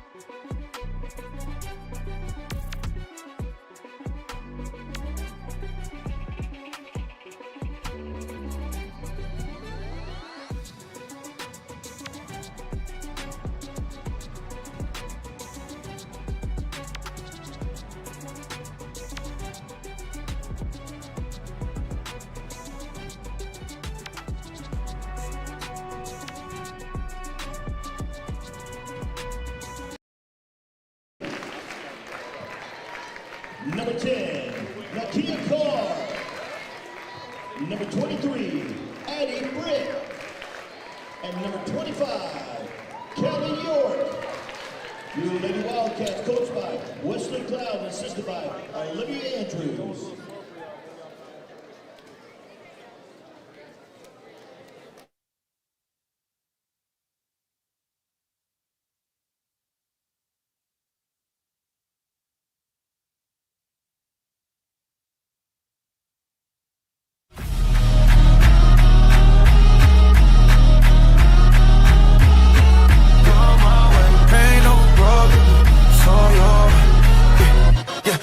Change, take it to the grave, I'll be honest. Yeah, we see the dead race here, another day at the office. Yeah, holy, I'm a bird from the Father. Gather around the fire against Benny Hunter. Free, we the sons and the daughters. Remember him, let my name is forgotten. And he in control, yeah. And he got the soul, got the shows, yeah. Bow down, take a knee, that's what I propose, yeah. Homie, what your manners? No cap. Every nation's anthem, we'll have to kneel to Hosanna on. Lord now, been Lord then. Never waited for endorsement. Never cared about a fourth list. When you got God is your portion. Turn a cold heart into Mozart of the world stars and get world star. Your boy watch like goes on. Talking Jason Bateman. You wanna be like Jesus? Might have to flip some tables. Who is greater outweigh? You wanna make my day? I know Christ got the keys. Like he doing valet. Who my God can't say? That's a finger roll late. Oh God.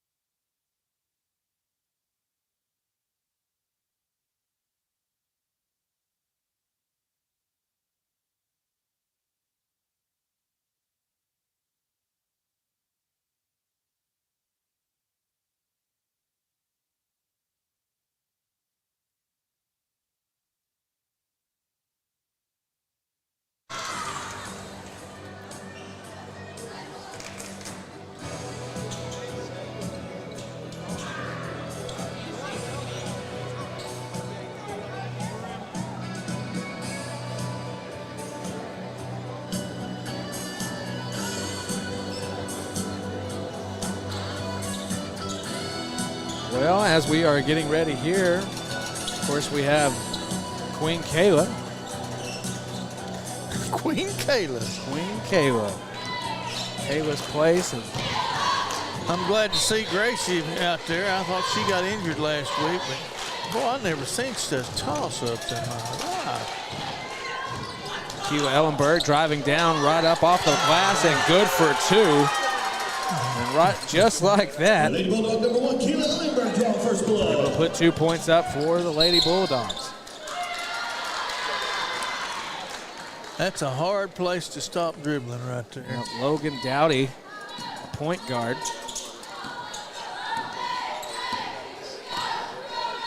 Junior for CHECOTAH. Gracie Pruitt over on the wing.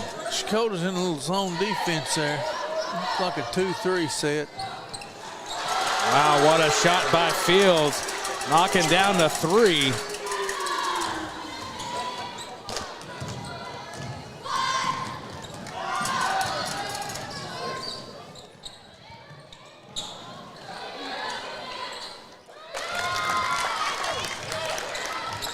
Put back in there, Beth. Nakia Carr. Nakia Carr putting that bucket up. Nice job of fighting for the rebound and getting it back up on the glass. Kayla.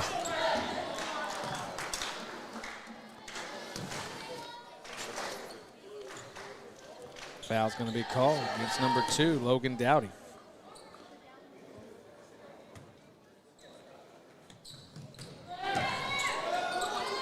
That's the first foul for the Lady Wildcats, or the Lady Cats. Now foul. And that's going to go against Kayla with her first. A little bit of a frustration foul there. They missed the easy shot in there and they try to get it back instantly.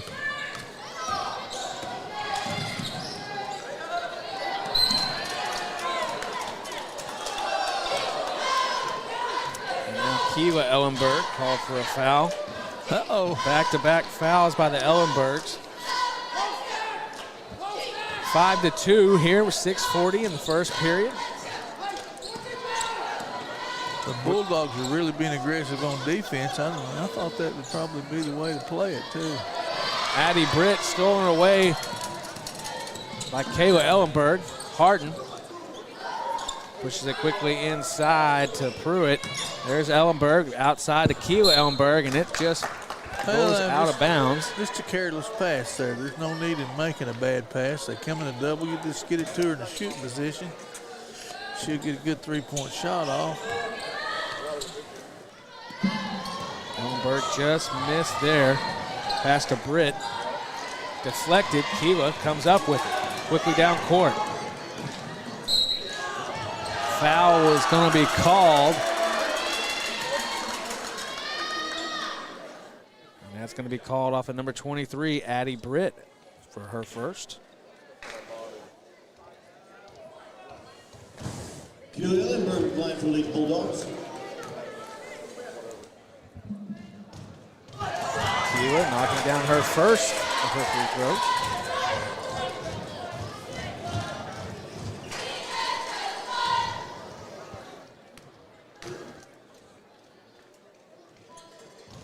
This is on the second.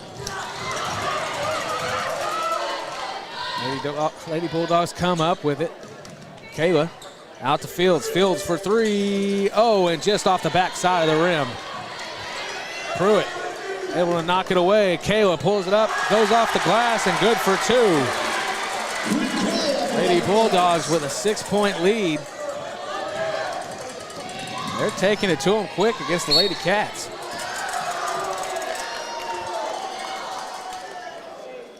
But with that aggressiveness, we've been seeing a few fouls here. There's one by Gracie Pruitt. That'll be her first. Britt.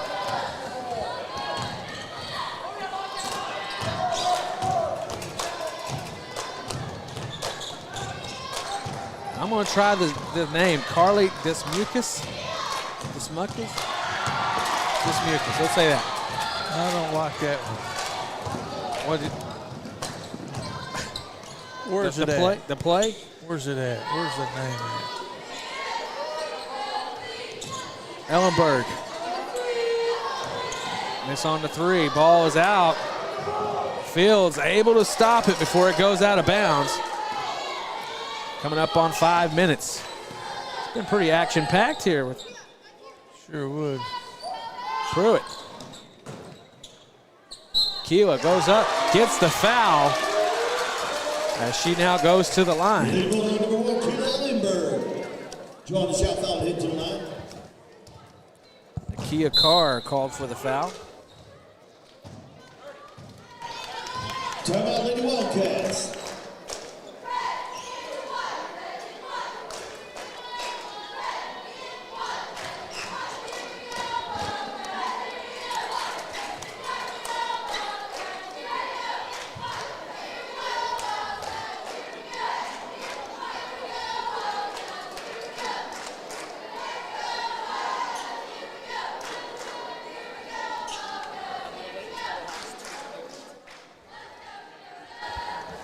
CF Express card?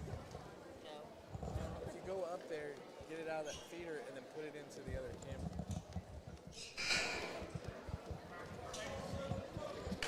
It's at 120 frames per second. Yep, double your shutter speed. Yeah. You're good. Oh, man. God, I wasn't muted. Okay. Double your shutter speed. That's the rules. Don't you know that, Coach? I was wondering if you were going to give them away like that on the, well, here's over the air. Here's the thing. You got to shoot 60 frames per second. But on some of our shots, we do 120 frames per second for ultra slow-mo. So for all those who are interested in broadcast and videography, so 120 frames per second. So that means your shutter speed needs to be what? If you got to double it? Well, over 240. Well, no more. Don't give any more of this out. Well, hey. You're going to put yourself out of business. No. We're good with that. But 200. That way, because here's the deal. Any sharper than that, it's going to look very, jerky. And then so you got to turn up your shutter speed, or it's going to look too blurry. And so good little lesson that we can go over.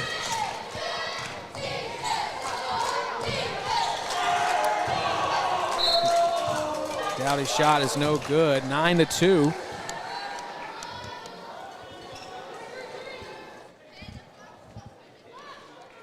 Things have kind of slowed down here in just the last minute or so. It doesn't feel like a minute has gone by, but kind of slowed down a little bit. Quick pass out to Fields. Kayla outside to Harden. Harden for three. No good off the back of the rim. Pick up by Carr. Carr's gonna dish out to Dowdy.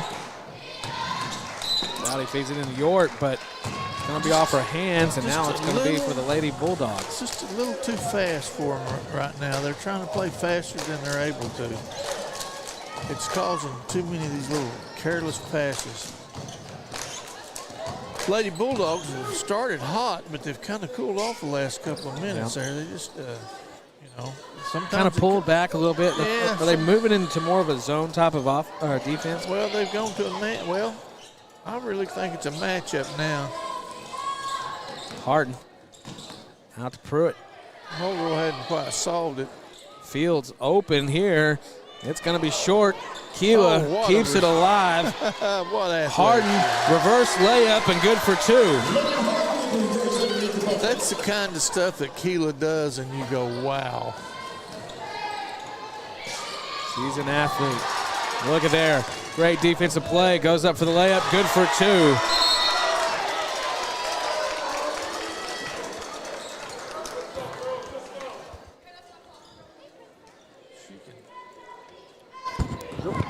Timeout, Lady Wildcats.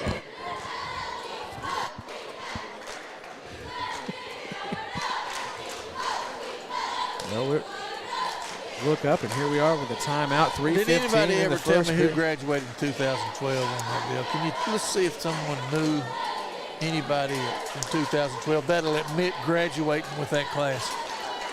So it says right here, so this was Nate Hamilton, 2012, when they went to state and lost to Douglas in the first round in state. Cedric Lindblad. You know what? He could be right. The grade basketball team would like to give a huge shout out to the Lady Bulldogs. But I wasn't, I thought they had. They may have lost in the area finals. Yeah, apologize about the introduction on the girls deal right there. I accidentally hit the mute button on that deal. That was my fault. I can't blame any kids on that one. That was me. You could blame kids. Well, I tell you what is that we have the video embedded, and if I don't mute it, then we'll have double audio playing at the same time. Right. And so I just didn't hit it. That's not Jacob's fault this time. Kayla able to make a steal here. There's Jaden Dean left open. Now to Harden. Keela from distance and knocks down the three. Keela Ellenberg definitely going to be the top scorer here for the Lady Bulldogs here in the first period. Yeah, she might have got called for another foul here. Yeah, that was unnecessary there. Who made this last bucket down here for us? That'd be Keela. Keela knocking down the three. She's out of control. Now checking into the ball game is Lenny Cox. Also got Tay Williams coming in, giving the starting five a little breather.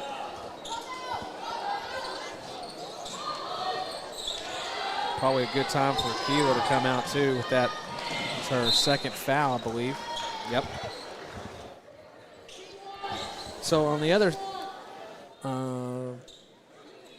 so Christina 0607, my class in 09 girls won state. Class with Sarah Martin, Porter, Earls, etc. Okay, so Don't know. So, what Class 1 state? I don't know They're where you're. the- I don't know where you're from, Christina. So I don't know. I know we didn't win state. No, sir. Nope. But It is that's what a it nice dream.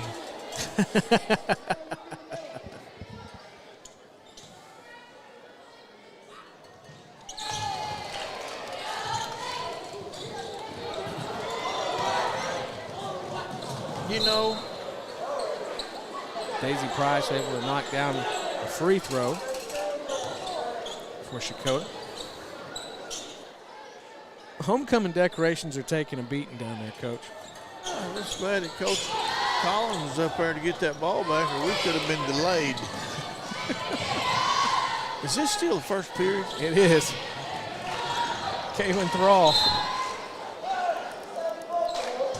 I'd like to see just these. under 2 minutes. Of course, there's been quite a bit of fouls on. That's what I say. These guys went in there at halftime and they said, "We're paying you to blow your whistle." Well, I and tell you you, ain't done it yet. it's That one guy 8 said- fouls between both teams here tonight.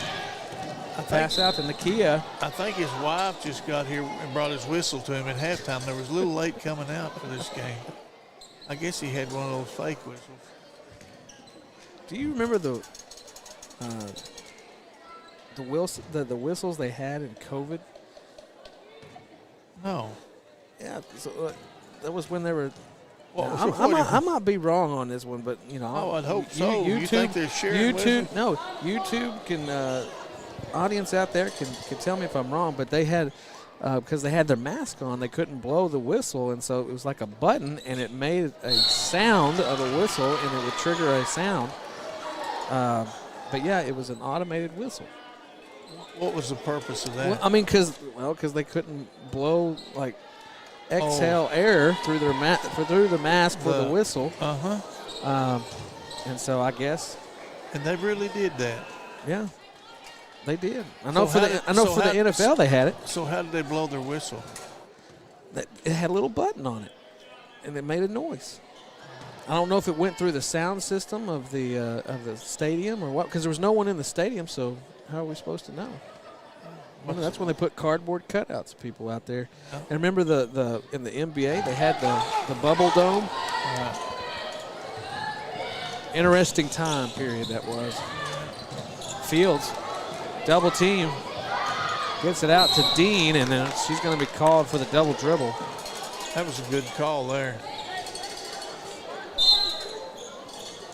Got some substitutions coming in for the Lady Cats. She did it so coolly, so nonchalantly that you might not have noticed that.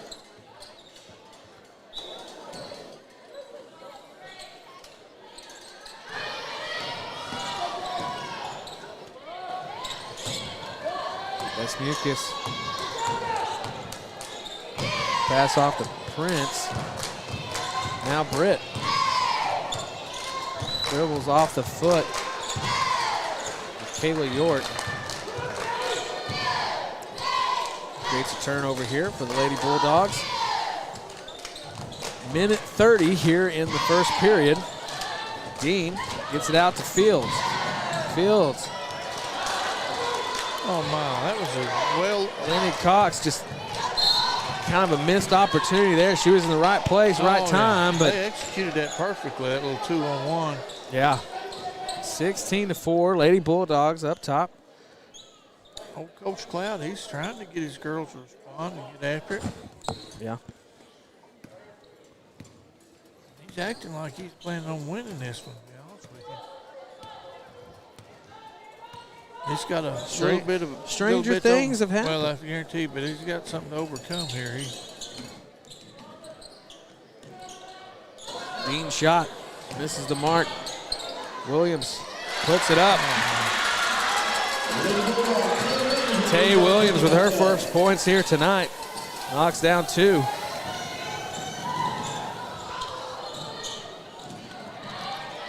I won't call that a circus shot because I've never seen it done before. It was a fadeaway for sure. She comes back up with it. Tay bringing it across, and we're going to see a foul here on Logan Dowdy. And that's going to be her second foul here in the first period. Well, Because, yeah, that's unfortunate. 30 seconds left here in the first. 18-4, checking into the ball game for the Lady Bulldogs. 25. What's 25's name? On which one? For CHECOTAH. Oh, for CHECOTAH. That'd be Kaylee York. York.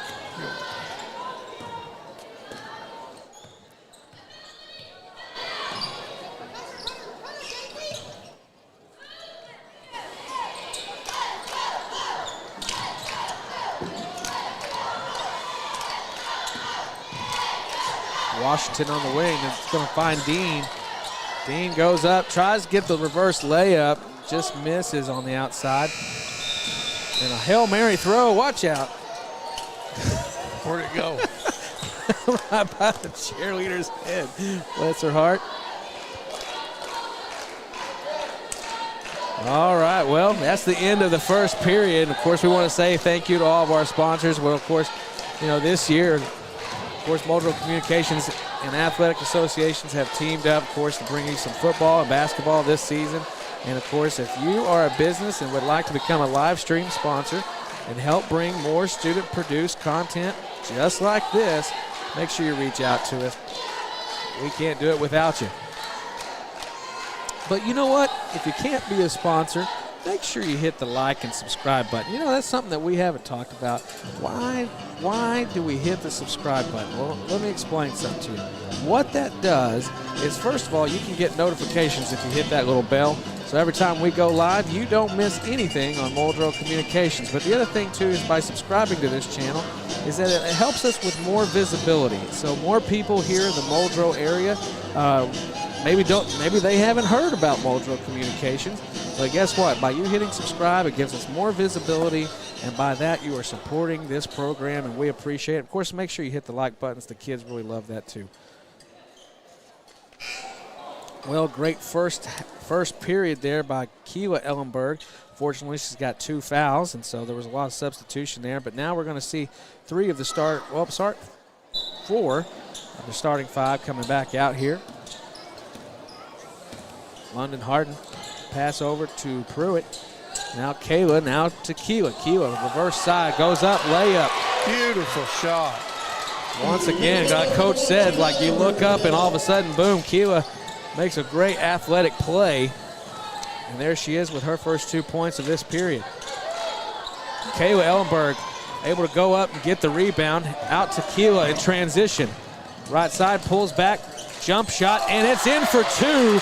And back-to-back scoring drives for Keela Ellenberg with 4 points here just in 30 seconds. I tell you, she's got that kind of talent that all of a sudden her quickness and speed match up just about any girl I've seen this year now. I'm not kidding you. Jump ball was called on the... Now, she will get in foul trouble if you don't watch her. Well, yeah. But who won't? Who would? That does happen. Carly sends it out to Prince. Now to Nakia Carr. Carr stepping left. Waits for the screen. Now she's got herself caught in a little double team. And now Lady Bulldogs will take over. Nope. They're going to say it was out. Mr. Official definitely had a better view of it than I did. Carr inbounding for the Lady Cats. Oh, my. Nice steal there by Washington. Kayla got caught in transition. She didn't know the ball was coming over the top there, but just missed the mark. Nakia. That was interesting right there.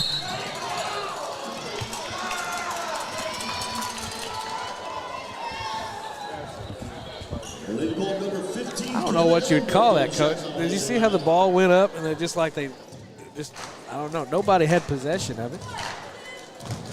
Kayla goes to the line for the Lady Bulldogs. 19-point lead here, first period. Checking in now is Fields. Starting 5 is on the court now.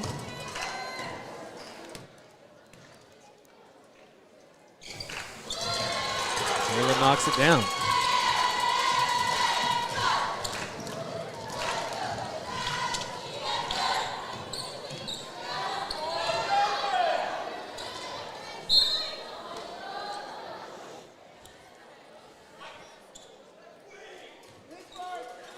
Fields called for the foul.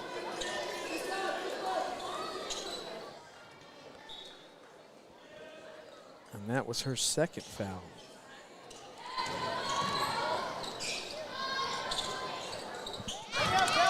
Carly's shot is good for 2.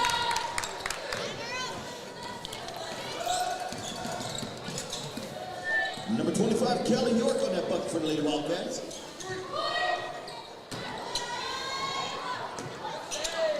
Fields came in, was able to save it, but now another out of bounds.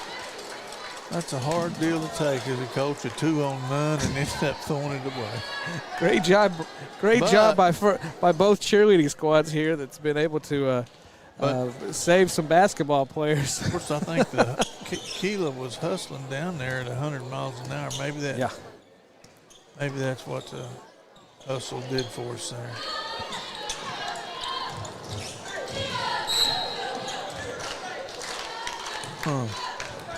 I think I see that one referee's pet peeve. What is it? That hook. She did hook her with the arm. Look at him. He's wanting to tell her he saw it. He got it. Yeah, you got it, big guy. Kayla Ellenberg with her second foul. Oh, she hooked her like this. Pass into Carly. Look at there. Kayla ends up with the rebound. Throws it out wide for Keela, able to come up with it. Good for 2.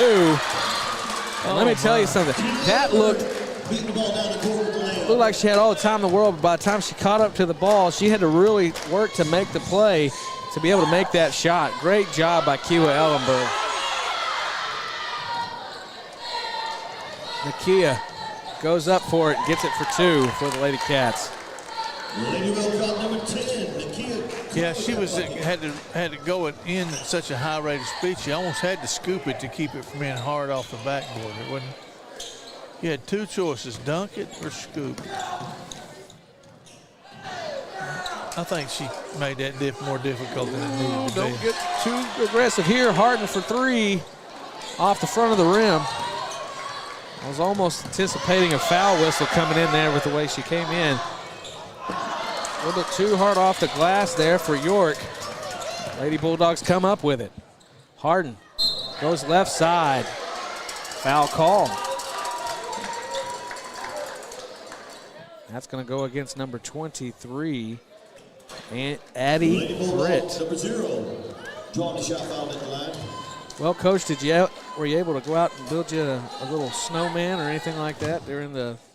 Maybe the best snow time that I can remember with the grandkids. We had our little 4x side by side and rope and something like an inner tube that you ski on, except it wasn't round. It had a little flat part to lay on. And oh yeah.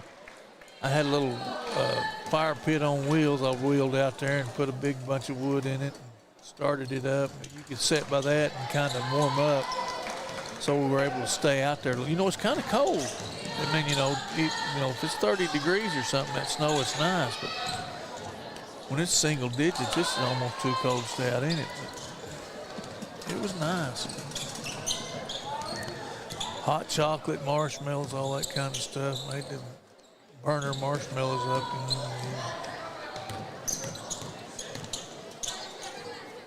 Fields.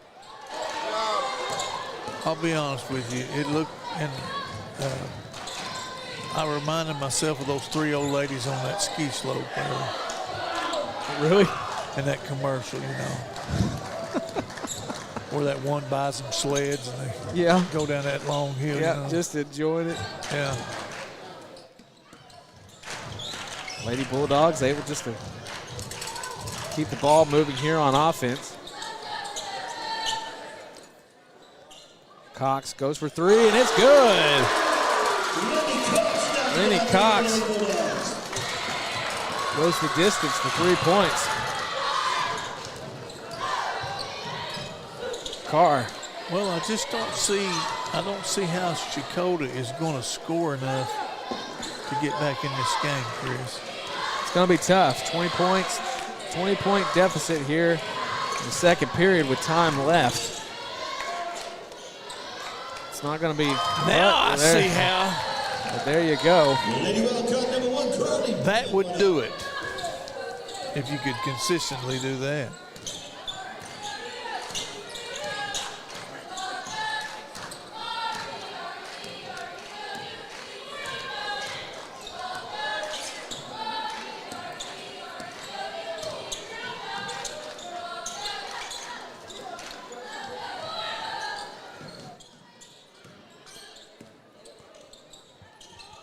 Jaden Dean over to Harden.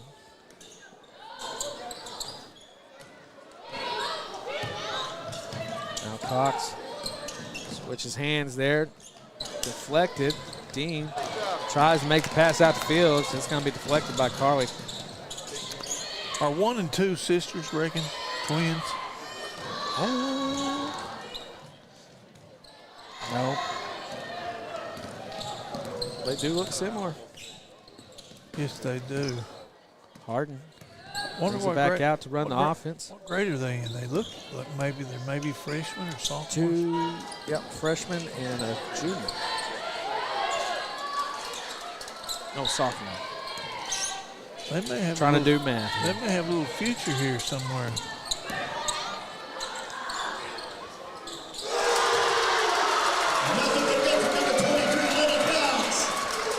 She knocks down her second three here in the second quarter. 6 points.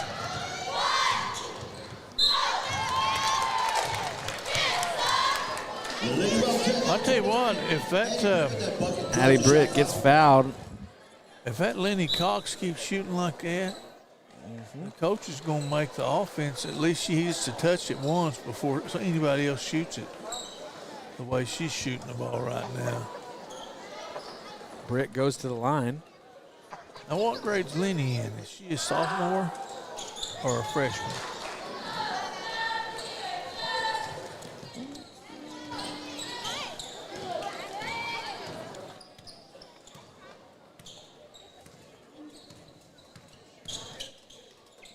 Three.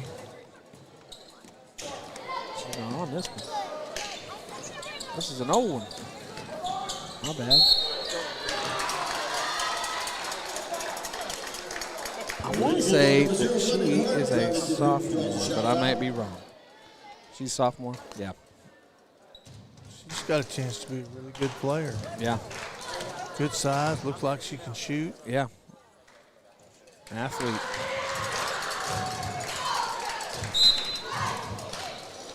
Checking back into the ball game for the Lady Cats is Logan Dowdy. Subbing in for Thrall.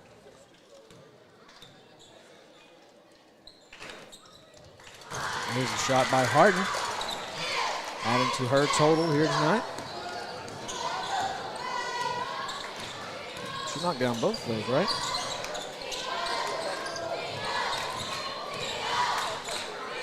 Oh, that was a good, strong move. That was. She pulled it back, tried to make the pass. Just tried to make too strong of a pass from that distance. You can't make it. You can't pass it that fast.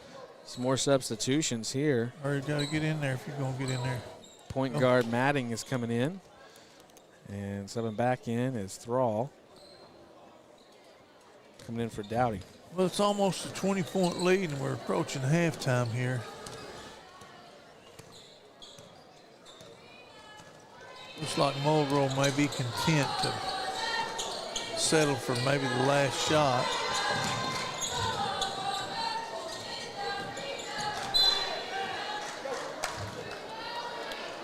Which less than 30 seconds here.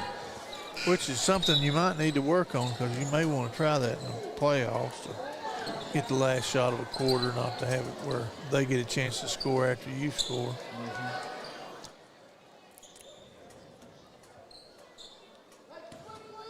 30 seconds here. Let's see what Coach Cloud has them do.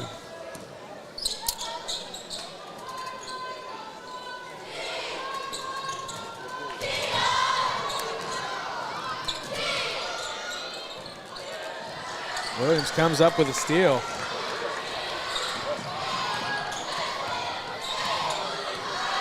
Coach Armour saying get back. Harden puts it up. No good, and there's the buzzer for the half. And the Lady Bulldogs going to take this into the locker room at 34-15. Looks good, don't it, when people hustle into the dressing room, Yes, you know. it does. That's one. Well, we've got about 10 minutes here until we come back, and so we're going to take a short break, and we'll see you right back here in about 8 minutes. Don't go anywhere.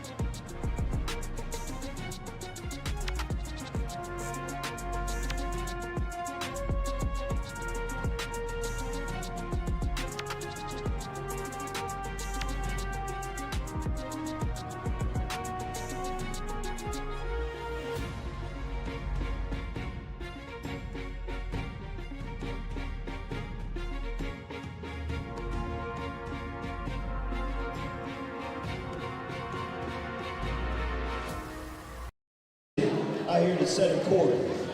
These are some of the most amazing people I've ever met in my life. Pete Sharp and Rick Sharp and their family. They do so much for the Muldrow programs here. And we want to say a big round of applause and thank you to Midland Voters for all they do for Bulldog athletics and our students. Sheila told me to say that.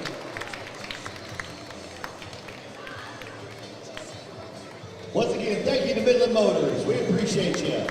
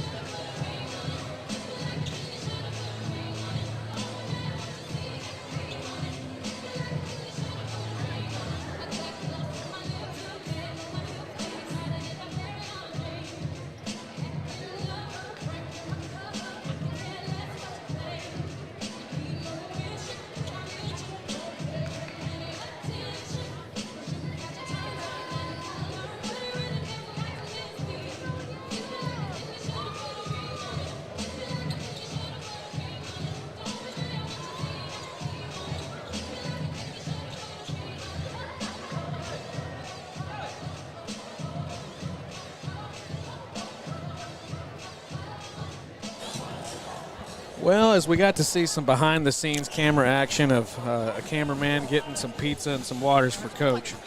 And so, well-timed there by our handy-dandy cameraman. I'm talking about I've never seen better cameramen. Coach needed some realized hydration and some Simple Simon's pizza. Brought to you by Eastside Free Will Baptist Church here in Muldrow. I had an egg sandwich for breakfast, and that was it. I hear you. Nice feed to the queen under the court. Queen Kayla Ellenberg puts up 2 right there. It comes away with a steal and goes back to back. Kayla with the steal with the layup.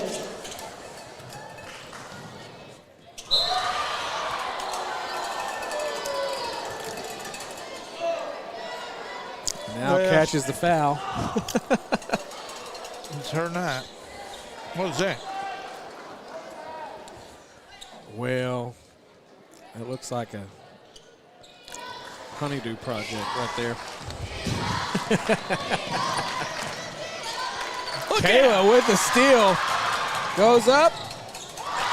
And there's 6 points for Kayla Ellenberg. My goodness. And there's another one. With the steal, Harden goes up. She's going to get the shooting foul, and she'll go to the line. And just like that, 6 unanswered points. This could be a long night for the Lady Cats if they Could be. tell they're a little frustrated with themselves and just trying to rare miss by London from the free throw. The last steal, it was almost like they just threw it there. Yeah. Kind of almost like gave up on the throw. London knocking down. First point here in the third period. Oh, I'm starving over here. Here we go.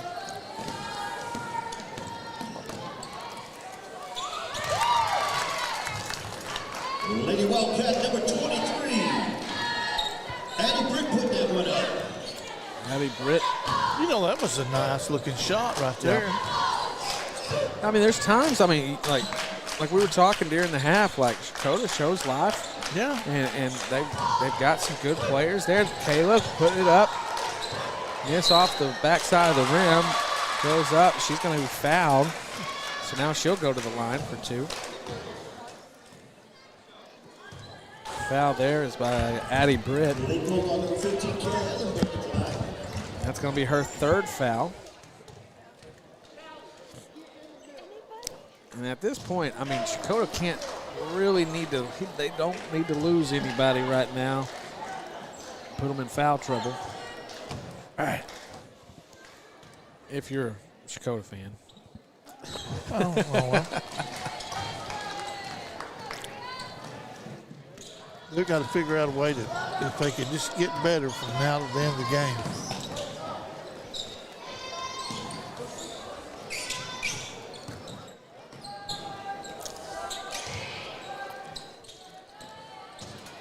Talking to some people from across the state today. Some people were surprised that we still had some ice on the ground over here in Muldrow. But I think it was kind of a surprise how much ice that we actually got. Got a little bit more than what we thought we would.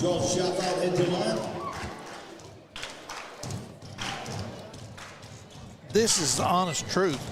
I have a place where I park my tractor, and I've got forks on it, hay forks. And on the north side of this little shed, there is ice. So I thought, I'm going to take my forks and just put them down on that ice and push underneath it and just kind of like peel it up, you know, with them forks, go forward, you know. That was yesterday. That was yesterday. I tried it, did no go. Yeah, I couldn't get through the ice. It would not. I guess the ground's frozen underneath it too. So I tried it again today. Still no go. Our neighbors have a backside hill right there, and I tell you what, that thing, You look out there, especially at nighttime, that night light's hitting it. It's just solid sheet of ice. And so, I mean, I think we got, what was it, about 2 inches of ice over here? Well, it's sleet and it's turned to ice now. Yeah, of course. But, I mean, it was a – and if you had kids in the house, God bless you.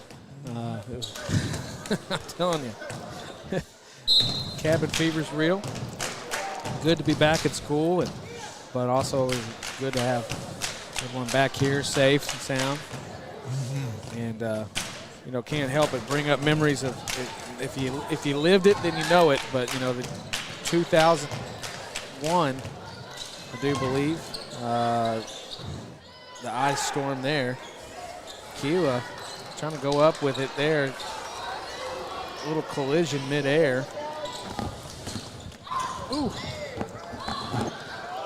A little free-for-all. But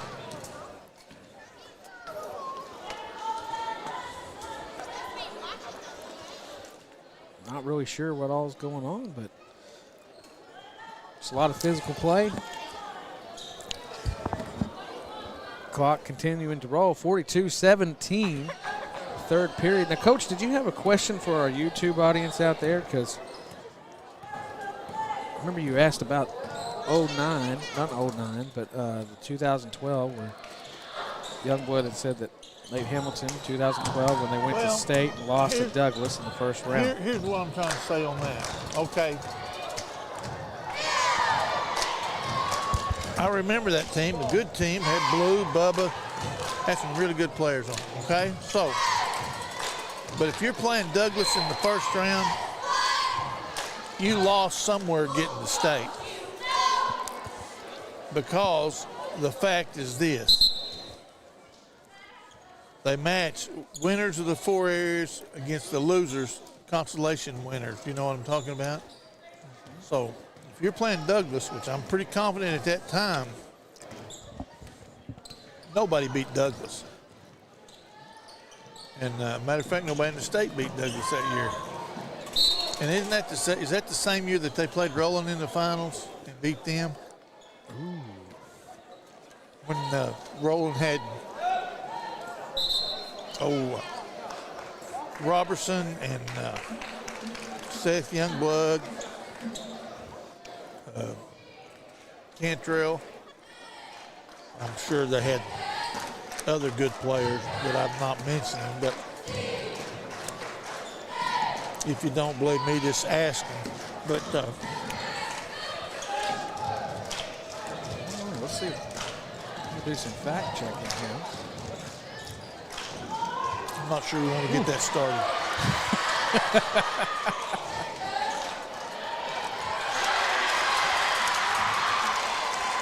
Ready to go on number 4, Jaden Dean with the rebound, put it back up.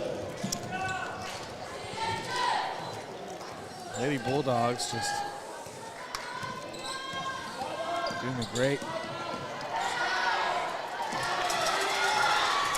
Williams coming up with it, gets it out to Harden. Harden trying to get over to Dean, picked off. Worth a try.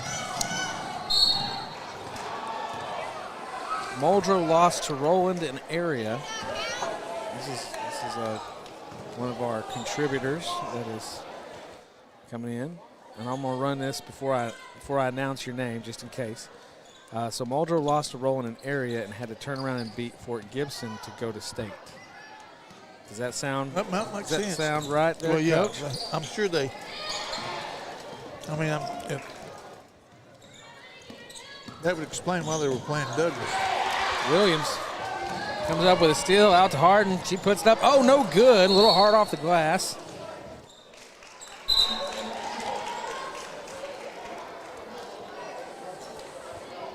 Well, I'd like to give them their due. And then Douglas beat Roland by 2 points.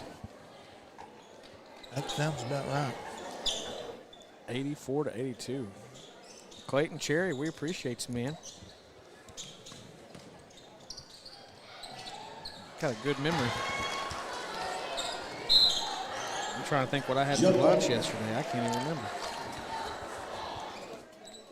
Must have been a great game.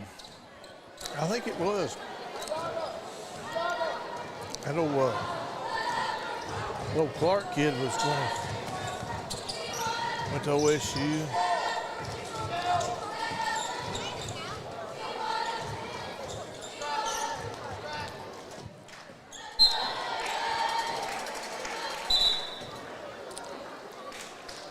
Well, that 2012, I maybe had to put that in there. I thought they had lost in the regional, but I guess maybe it was the area.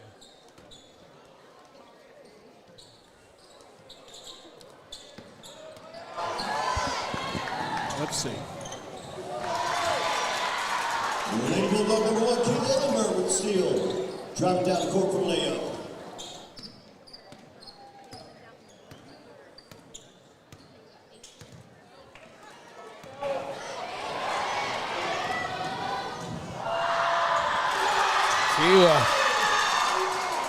Up off the steal, putting up for 2, 48-17.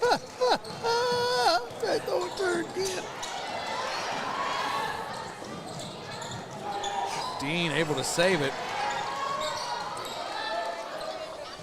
3-point shot. Oh, nearly went in.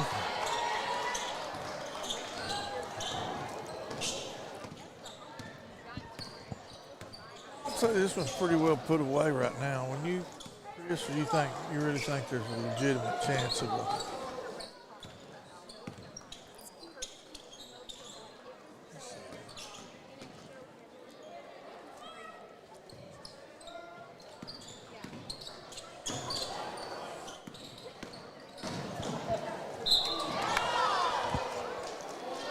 Coach, do you know if Coulter Smith played basketball?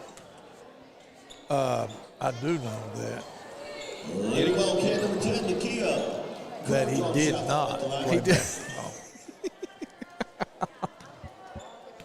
Why? What would make you? One of our fans was wondering if Coulter played that year.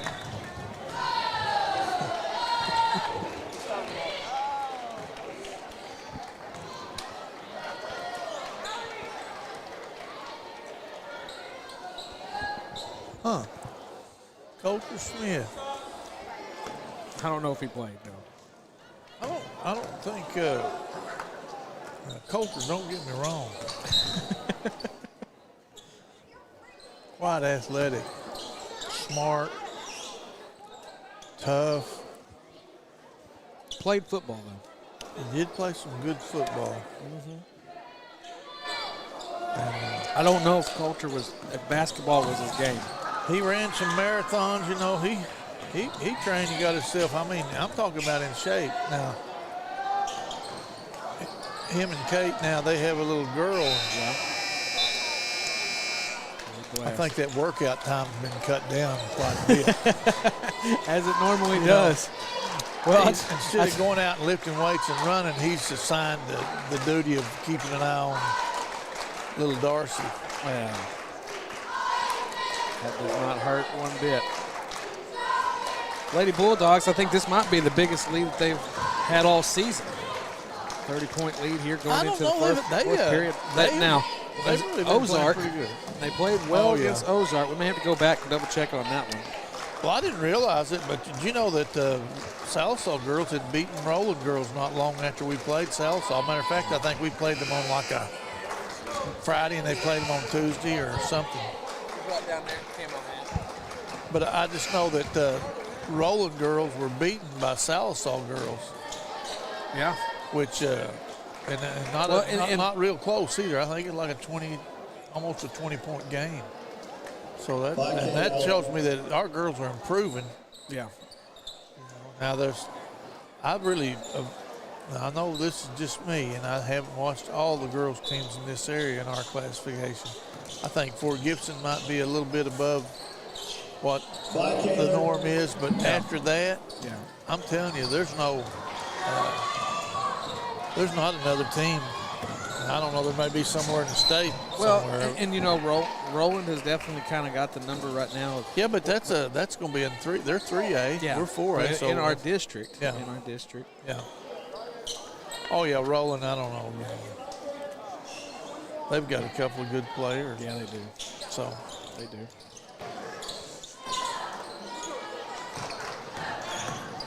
you know, this is a very young team here for the Lady Bulldogs. I mean, and, you know, if you think about who the Lady Bulldogs have had over the last couple of years,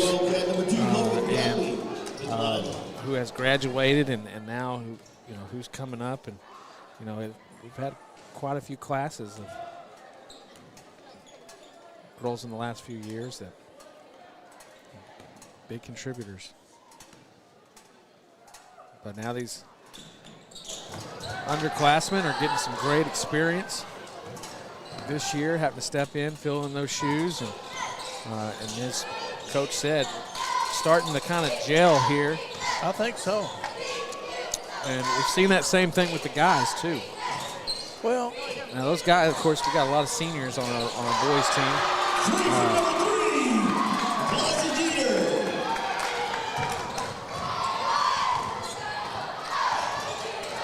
51-19.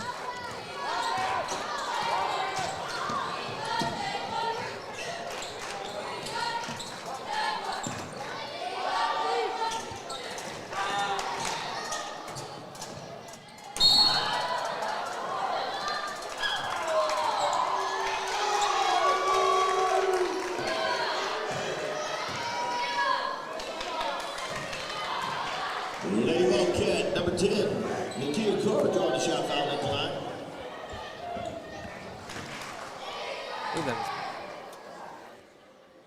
Who's that? Did Blazing get called for that? Yeah, they call it on number 5 there. Number 5. No, that's number 3. Right here. Oh, I got you. Why, I don't know.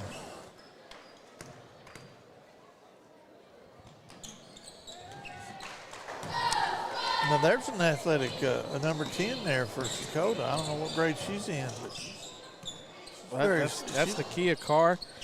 She looks maybe like an upperclassman, though, senior, junior. Yeah. Blazy puts it in for 3.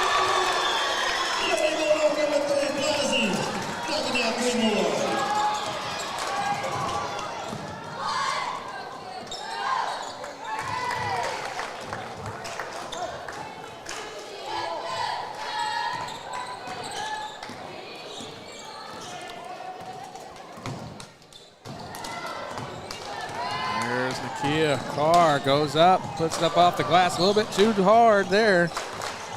Unable to come in with the 2.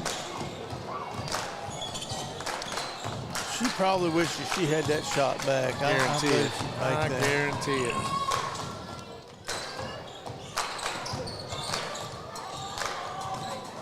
She like stole it again. Uh-oh, look out. Jump ball call. Well, if you're wondering what's coming up this week, February 6th. That time to go to Southall, ain't it? It is. It is time to go to Southall, and it'll be the first, not first. Yeah, Friday night. Friday night away game, going to Southall. And like Coach said, you know, played a close game against Southall here.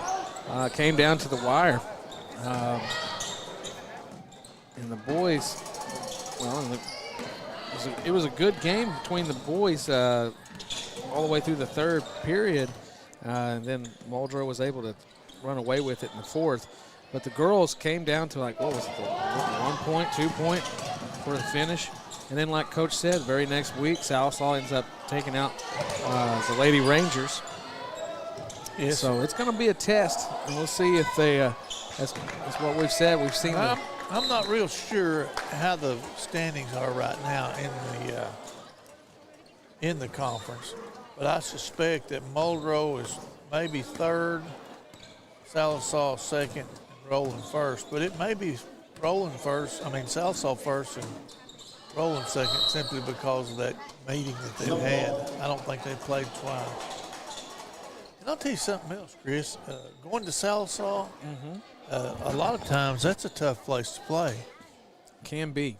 Definitely can be. Because they got kids that stand right on the sideline there on one end, and nobody will make them get off the floor. It's like they're helping cover you on that one end down there. You're not the first person to say that, for sure. it can be difficult, and I know there's been some people question whether or not a student might have taken a shot from that line. Yeah, It can be tough. yes, it can. Oh, goodness gracious. Well, we got a full, fresh 4 coming in here for the Wildcats. I'm going to try to see if I can pull up those standings here.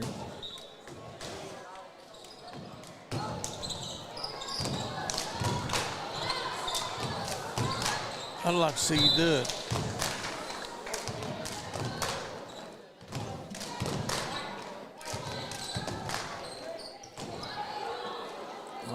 This isn't quite confirmed, but I believe it shows that the makeup game will be with Stillwell on Monday.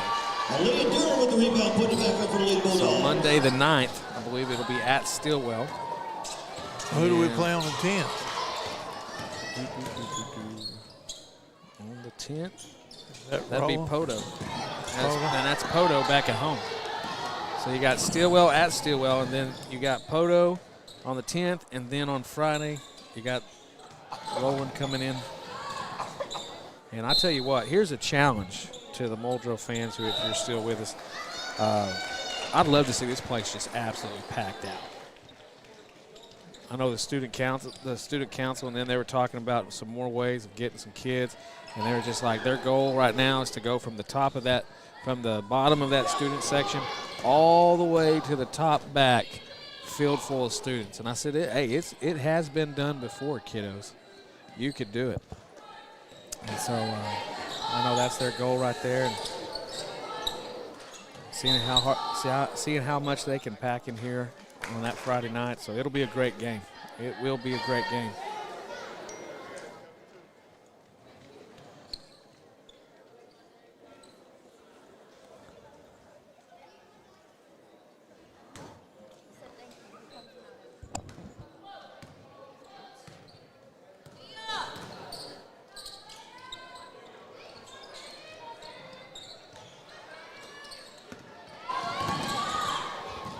Right now, according to Max Preps, that's not including the win here tonight, but right now Muldrow, we're talking guys, number 9 in 4A.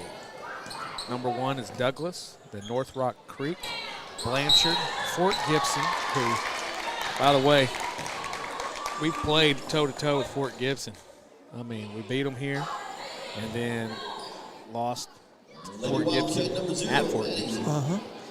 Didn't we lose by 1 point? Yeah. Heartbreaker. Yeah. Weatherford, Catoosa, Perkins Tryon, Bethany, and then Muldrow. And after us is Ada, Kingfisher, and Eufaula. And, but yeah, top 10 in 4A. That's pretty good there, Coach. Pretty good. Well, we need to move up another couple of spots. Yeah, we'd like to see that. Where's Crossings at? Crossing Christian, that's over in Oklahoma City. I know, but where are they in the ranking?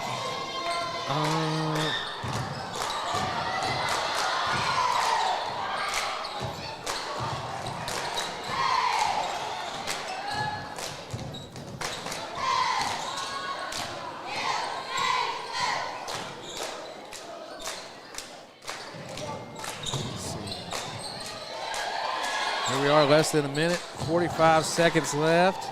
And where is Cassia Hall?